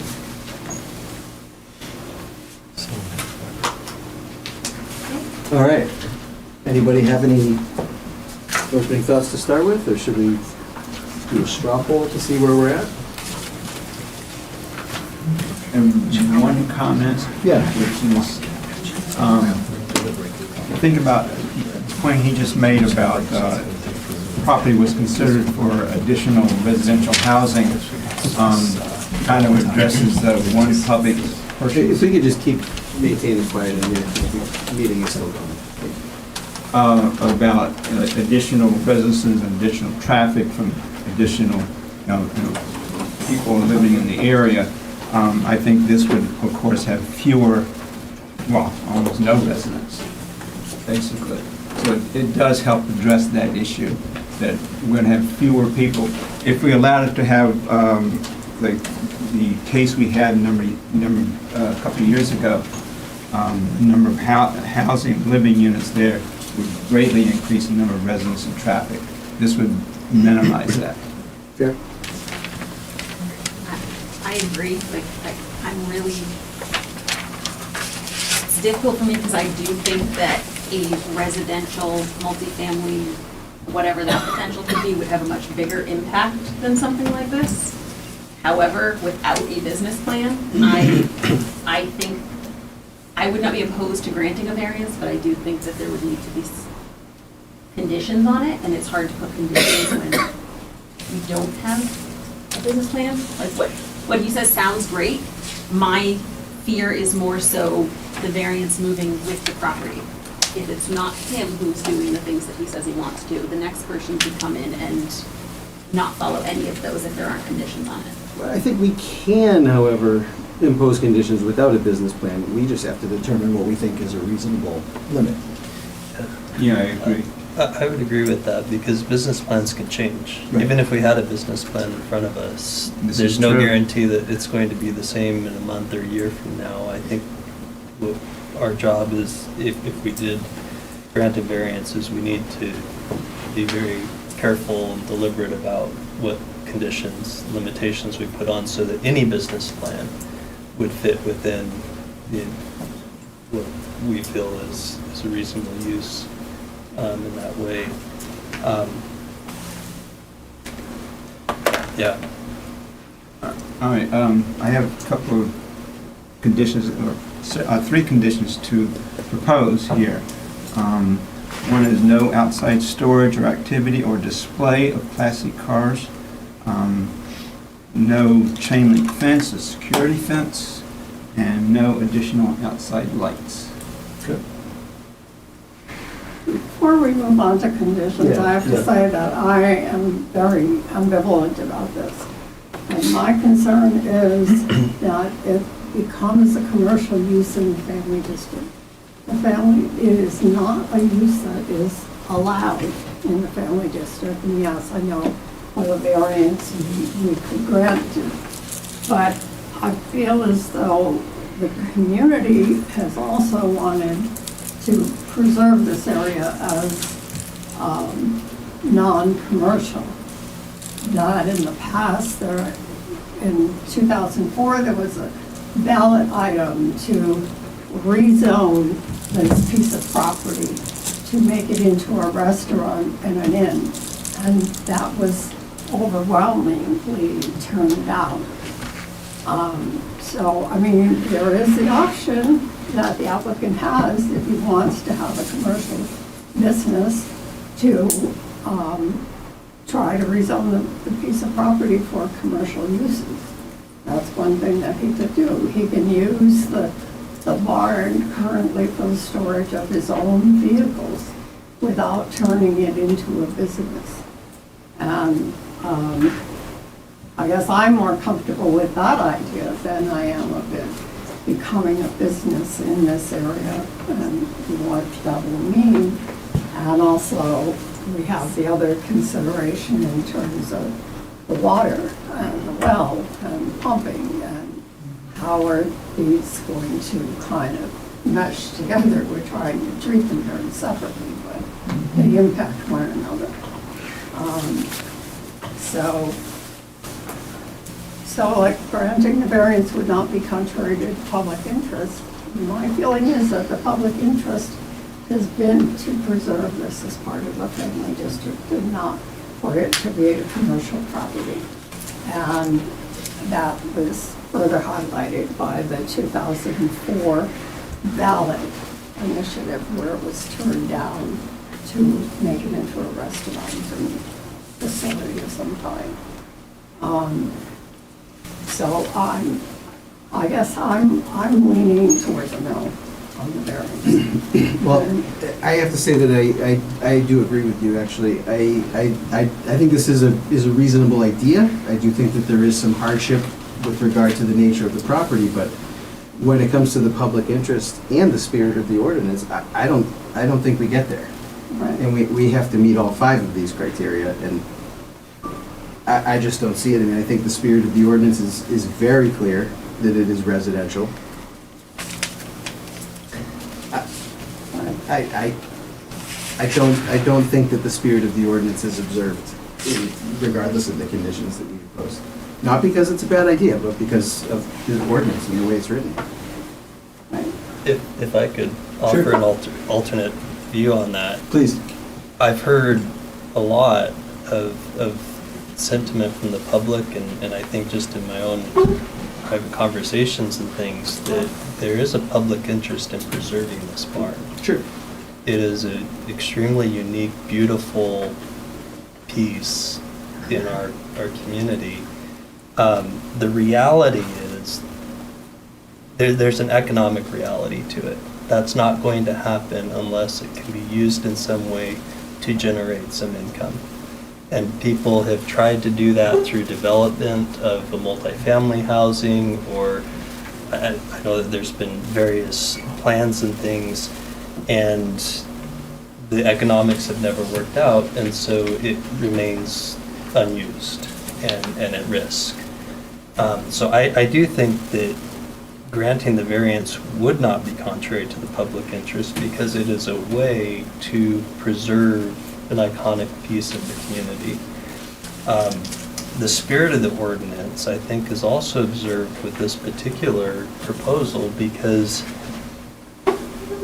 storing cars is something we do in our residential district all the time. We do it in our garage. Now, we don't turn it into a business, but that use, storing cars, is consistent with residential use. I do it.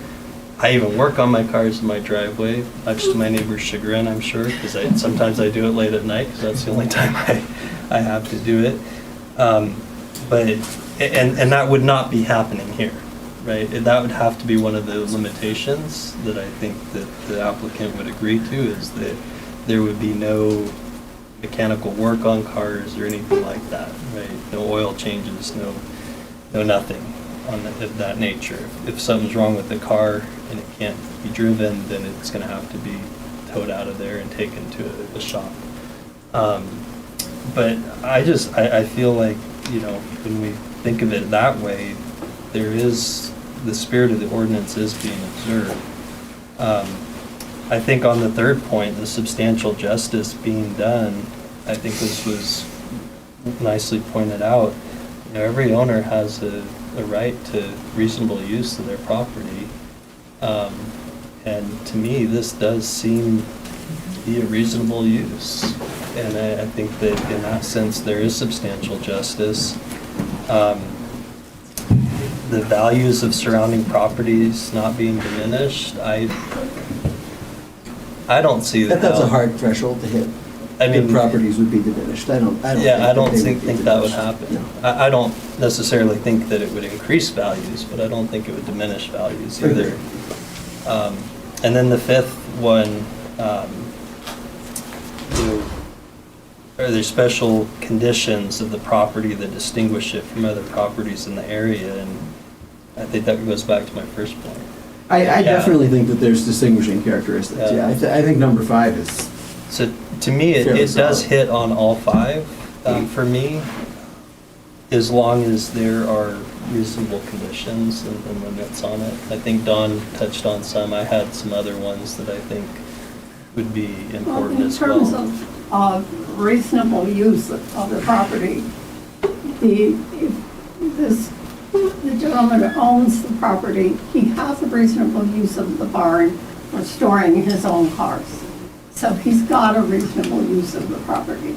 He doesn't need a variance for that purpose. What he wants a variance for is to have a business, to make money on the property. that, yes, he'll reinvest in the building and the property. But I think he has a reasonable use without the variance. And the way I look at it is that the income is needed not for the sake of making money, but for the sake of maintaining the building. But does the public feel that the preservation of that building should happen at all costs? Right. I don't feel that's clear. Not at all costs, And and I I'm not also- suggesting that it would be at all costs. I think that what's being proposed is a reasonable cost for that to happen, and especially compared to other things that have been proposed and approved in the past that just haven't worked out. Because, I mean, I do look at it also as you purchase a home, the reasonable use is to live in it. Mhm. You don't get to have a business just so you can pay for the house. You know, so to me, it's, the reasonable use of it is to utilize the barn how you wish, which For you. which he could do. Yeah. But to make money, yeah, obviously everyone wants to make a little extra money just so they don't have, you know, but that doesn't mean that it's a reasonable use. Like you shouldn't, I don't think it's reasonable to say that a property should be able to make you money. Agree? But I also understand where you're coming from in the fact of, I can see both sides. I'm very torn on this one.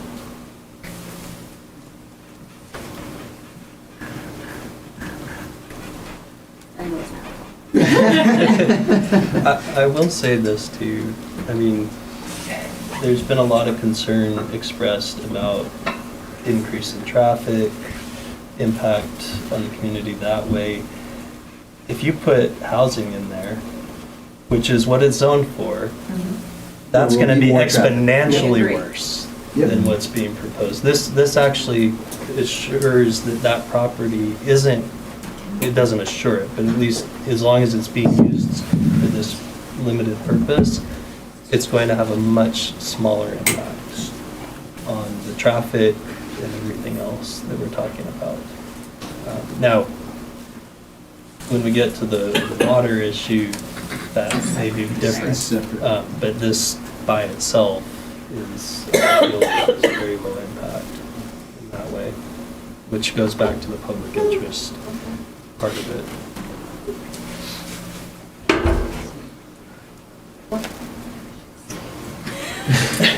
I just don't know.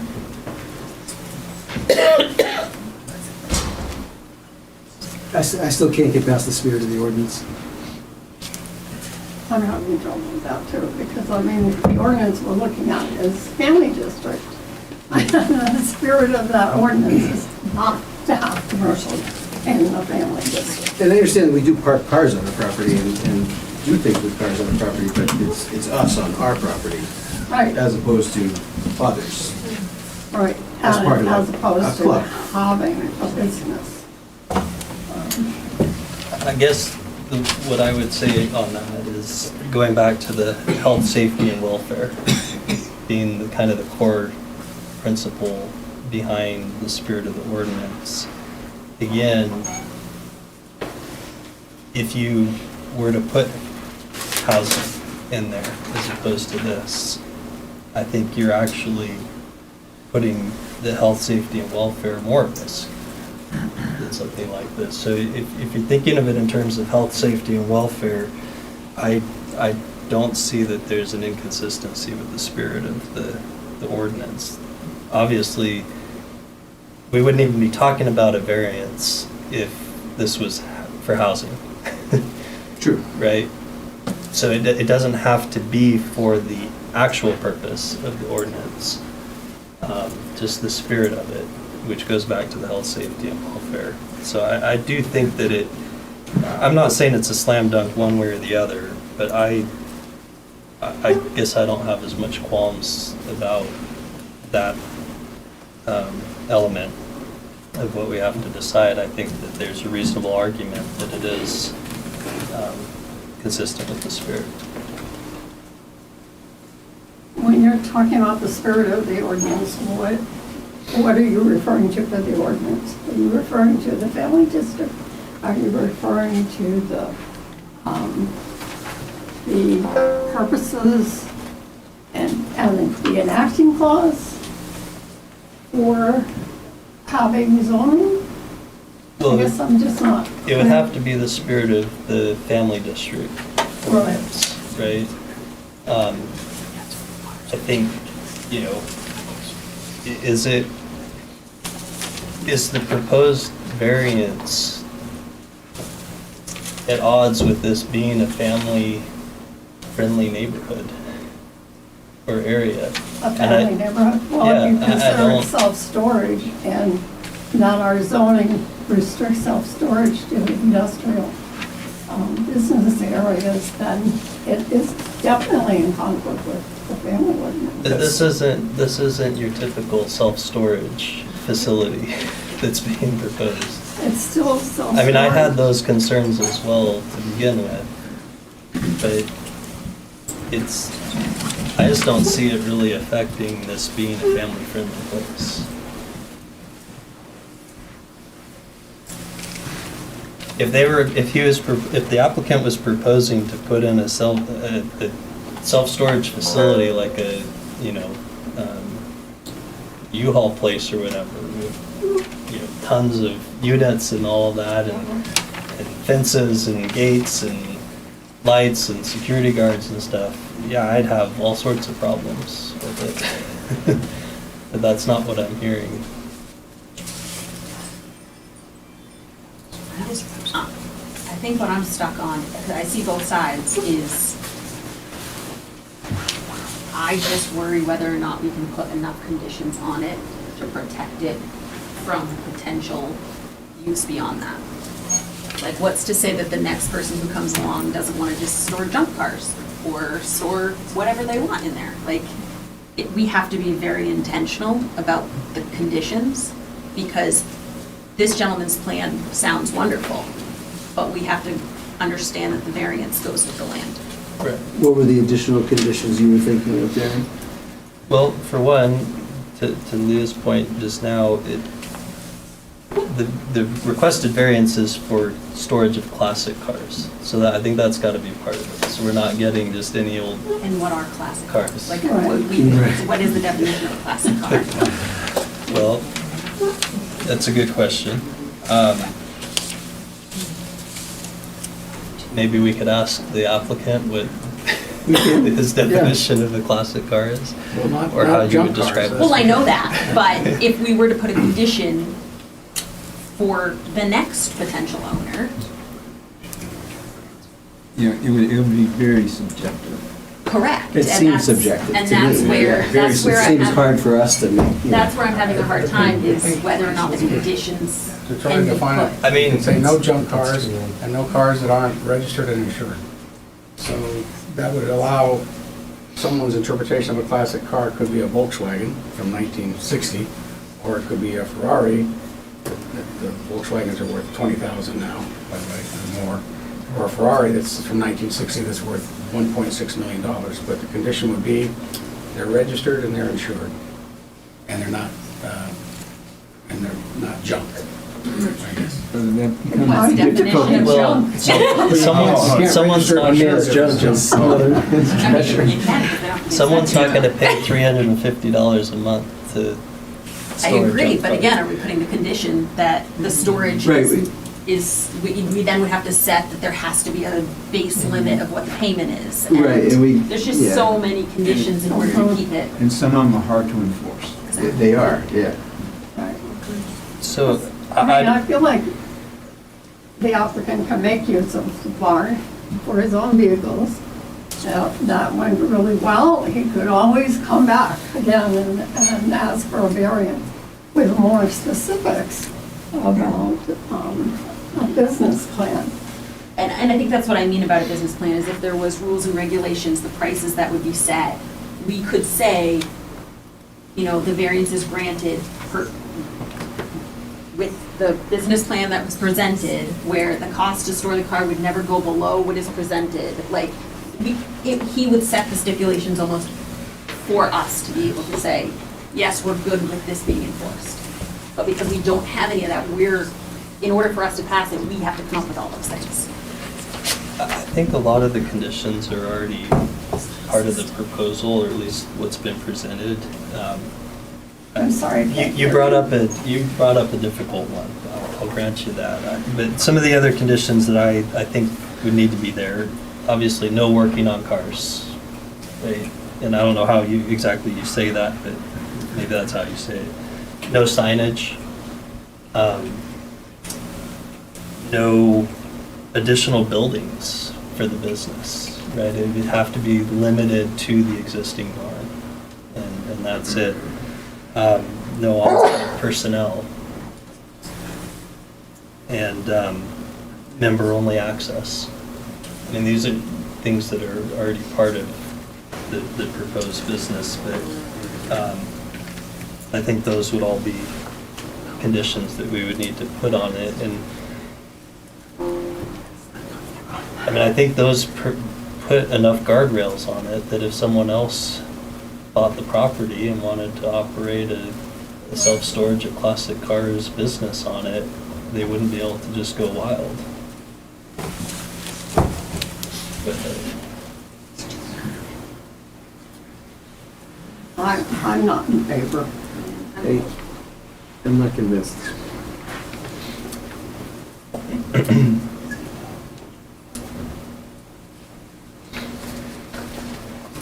You know, I could go through the criteria, I guess.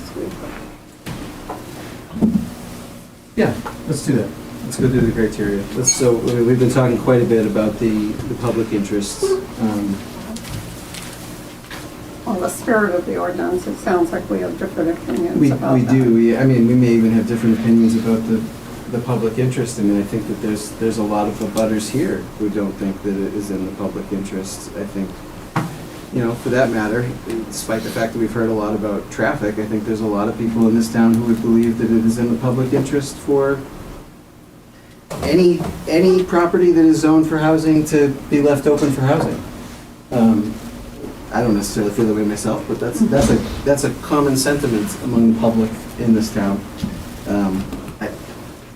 I think we're hearing a lot of public ambivalence about this, and I don't think we can say it's in the public interest, personally. Well, based on past votes, I would say. I think that matters. Yeah, I really do. Yeah.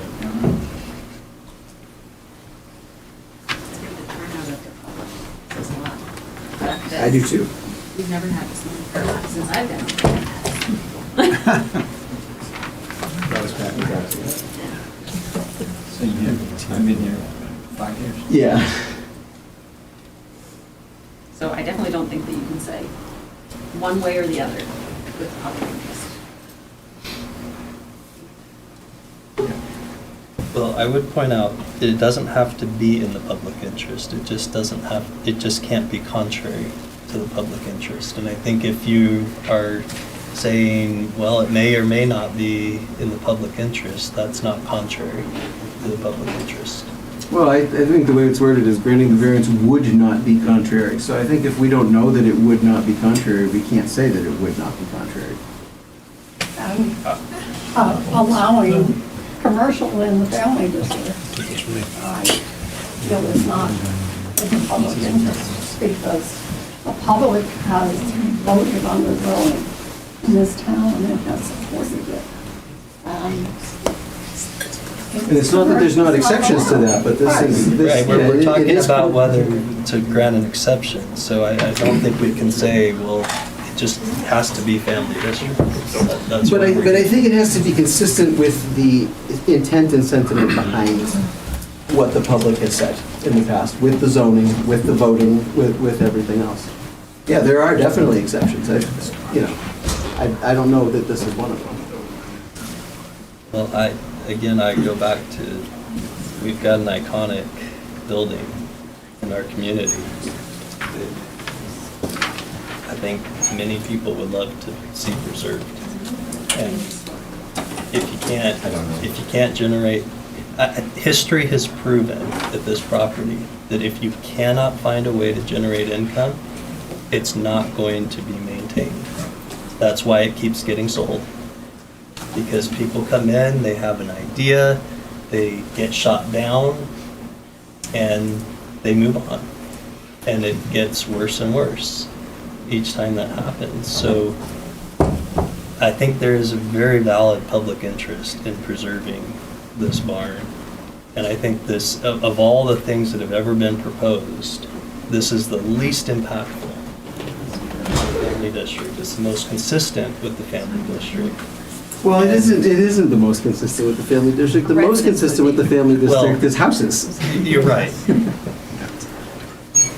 Those are not requests for variances. Right. But are you assuming that? I'm saying of anything that's would require a variance. I can't imagine anything that would be more consistent.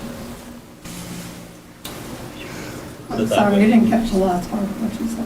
What I'm saying is that for anything that would require a variance, I can't imagine anything more consistent with the family district than what's being proposed here.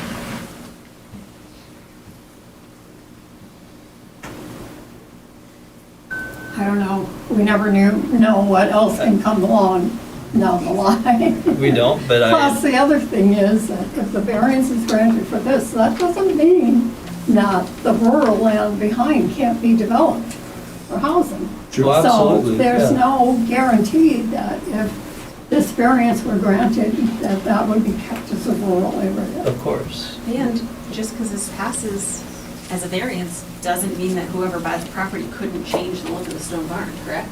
Right. Because we're granting the variance for the business, but not for the actual look of the stone barn.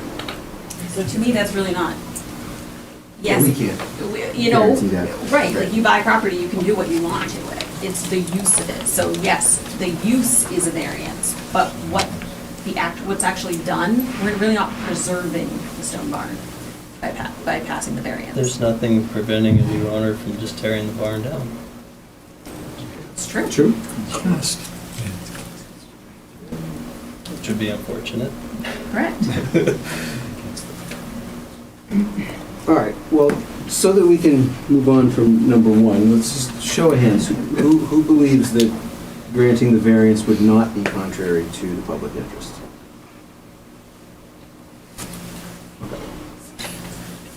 All right. We still have to go through. We still would have to go through this one, yeah. So, number two, there's a lot of overlap between these two, so we've sort of been talking about some of these reasons, but the spirit of the ordinance, I've brought this up several times. I really think the spirit of the ordinance is to keep it kind of commercial-free, to keep it resident-only types of activity.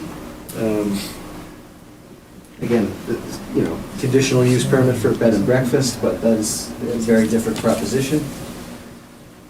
I mean, when it comes to the impact you were talking about something that someone would need to come here for, right? If somebody came here for a bed and breakfast, I would be inclined to grant that. I do think that is more in line with what the public is interested in. Now, I know that may not be economically feasible. I understand that, but I can't do anything about that.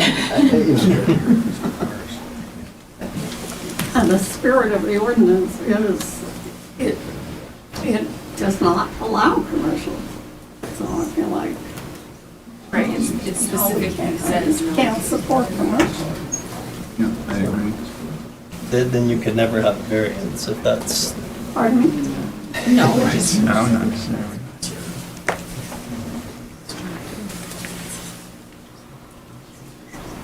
I mean, it does, it specifically says like recreational buildings and stuff, not for financial gain. Like, it's very clear that the spirit is not for making money. Okay. Number three, substantial justice, which this one I do feel is much more ambiguous. I mean, I wouldn't come down very hard on one side or the other.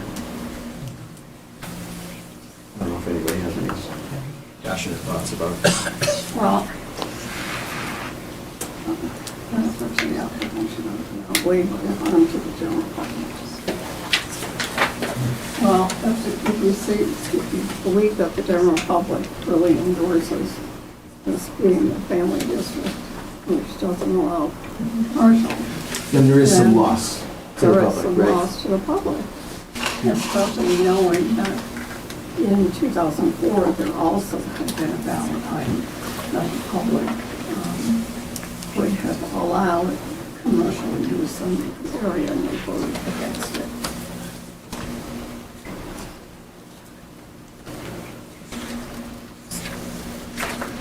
Anybody else want to speak to substantial justice?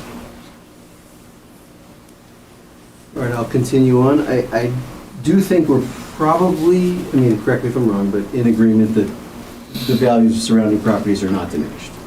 I don't think any of us are saying that. No. Really. Yeah, I would agree with you. Based on what we've heard. Yeah, right, based on what we've heard. I don't think there's any reason to think that. Now, I mean, as for the hardship, I mean, there is, number 5, I think there is a case to be made that there is a hardship. I don't. Yeah. Fair enough. It is arguable. Like I said, I think there's a case to be made.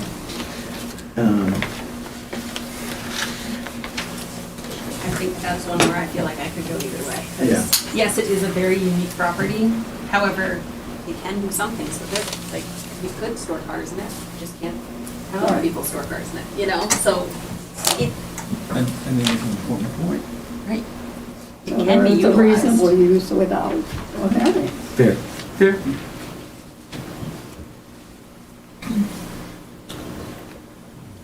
Well, based on this discussion, I would like to move that we deny the variance.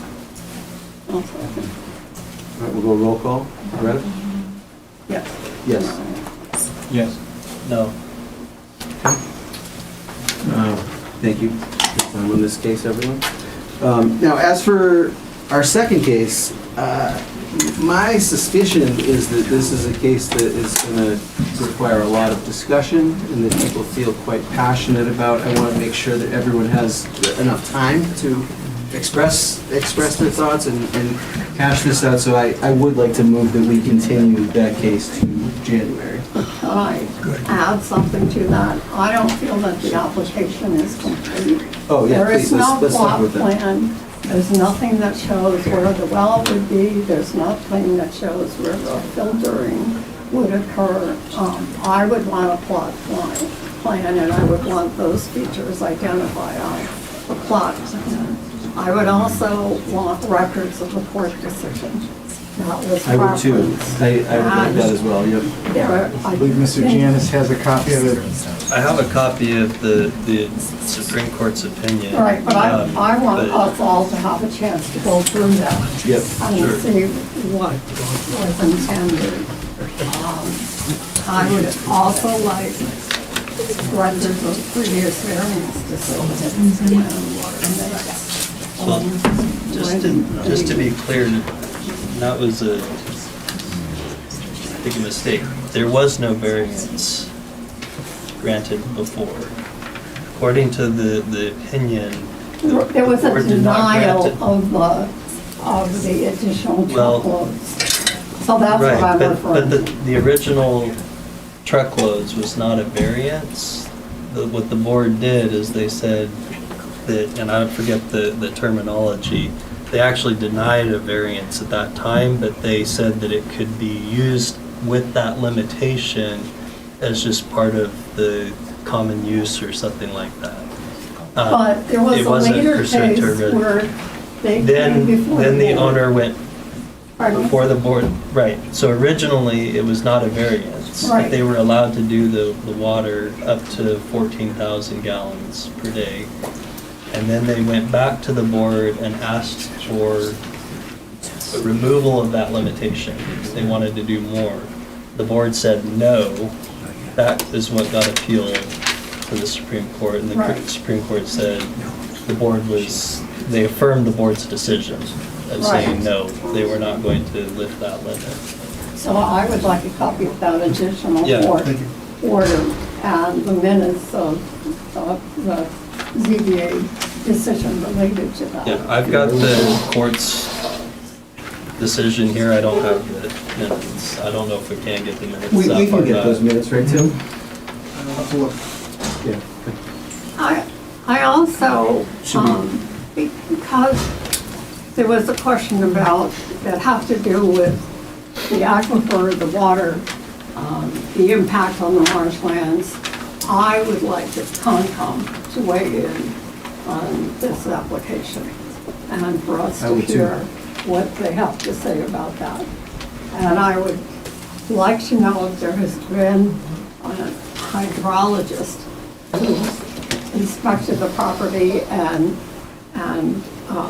confirmed whether this, I don't know, if this is an aquifer, a stream, I don't know how large it is, I don't know what the water quality is. I mean, I think that's information that would be helpful to have. All of these things, I just want to remind you, would be requested of the applicant. Of course.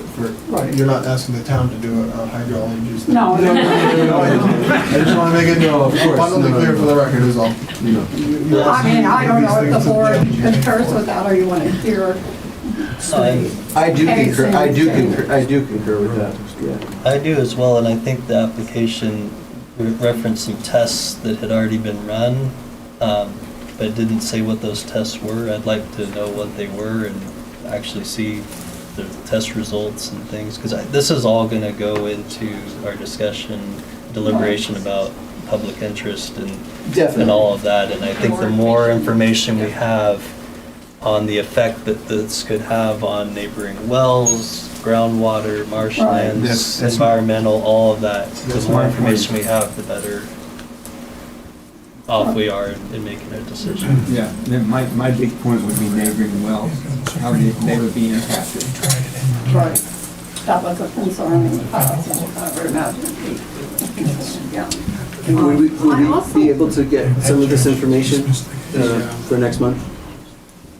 Extensive testing has been done since the last couple of months, thousands and thousands of dollars, tens of thousands of dollars, to confirm that the well's viable, that it's 450 feet deep. There's two of them. We would just love to have that. They're in the same place that they have been for the last 30 years. They haven't moved. They just were checked. Yeah, we'll bring that in. I can bring that. The record of all that done by Aries Engineering, the same firm that did it back in the 2000s, so 25, 30 years ago. The test results show the water is still pure spring water. The limits on different levels of different contaminants have been reduced substantially from like 100 ppm to 10. So there's treatment that you have to do, but that's part of the course for any well these days, because they all don't So you meet could give that report to It's all the tested. CBA? Yes, I can get that for you. Sure. If we continue this till January, does the applicant have time to provide those? I guess the normal deadline wouldn't apply. Yeah, we're asking for additional information, so it's okay. Okay. Is there a date that you'd like them by to allow you time to review? It'd be great if we could have at least 2 weeks. Yeah. Yeah, so I mean, that date would be... The meeting, if I can, Chris, the meeting date should be, unless I'm totally wrong, January 5th. Right, that's the what I see. meeting date. Right, but with the holidays, I think the earlier the better, because we don't want to... We'll get it to you as soon as possible. Depending upon what is in the court decisions, we may need to have consult with our Well, I was just going to attorney. ask that, actually. Do we want to maybe set that up so that we meet with the attorney prior to... Yeah, that would be great if we could. And If I could suggest, waiting till that case is actually opened and presented, gather all of your information, whatever they submit to you, get all of your questions asked, and then seek, would be my Advice. suggestion. Then seek advice if you need it at that time. so it might- Typically, we Let's see if we need it. recommend, I'm just gonna say, we recommend seeking legal advice after, once the case is open. Okay, that's fine. You don't know what they're gonna bring in. Sure. Right. And you guys can check and see if there's minutes from 2004. I'm sure there's minutes, I don't know what you're, I don't know how many minutes there are. Yeah, sure. In size is all. I got you. Size of files. I see what you're saying. That's all we're getting at. Okay. Just as a point of order, I don't think we've actually formally moved to... We have not, no. So I tried to, but I would like to move that we continue this case to the 5th of January.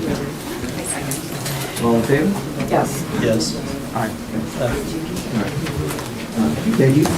Thank you. See you next month. Thank you all.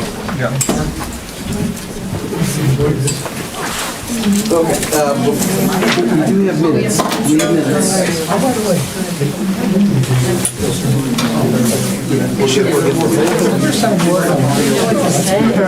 Sorry, I do.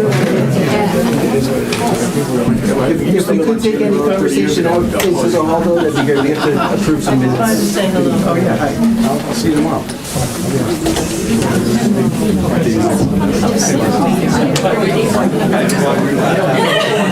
The driveway.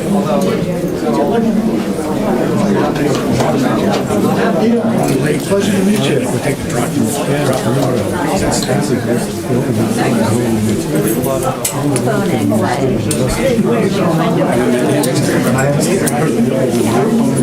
That involves.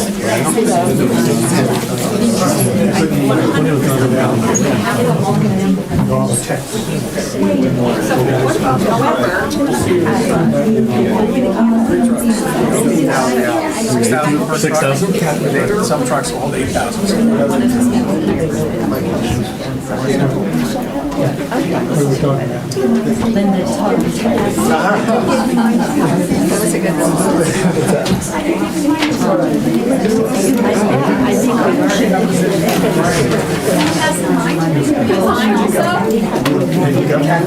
I'm always looking for envelopes, so I understand.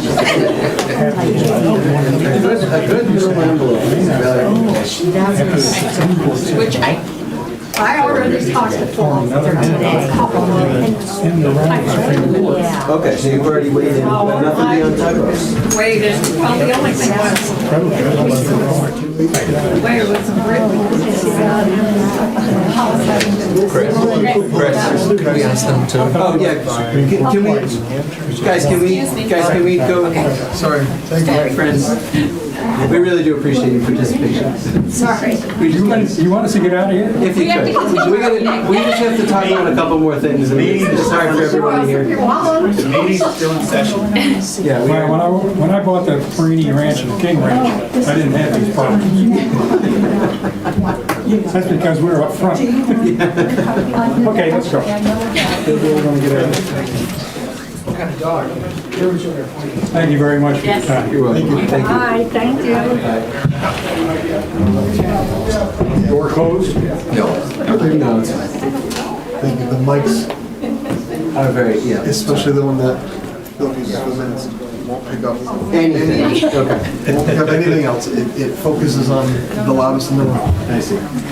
So the only thing I was saying was in the description of it said that it had not been demolished at the home. Oh, you're right. Yep. Clarified it later, I just figured just like. Okay. Great. Does anybody have any other comments on the minutes? Not Dennis. You were a very diligent audience member. I was. Okay, well, I move that we accept the minutes from way back on September 3rd. All in favor? Aye? Aye. All right, and subsequent to that, I move that we adjourn for the evening. I second. All in favor? Aye. Look All at right, that. thank you all. Take care of business like that. You Yeah. missed it all. We're done. That's perfect. Yeah. Have a very happy holiday. Yeah, Yes. you too. You Oh, too. it snows tomorrow. Coming out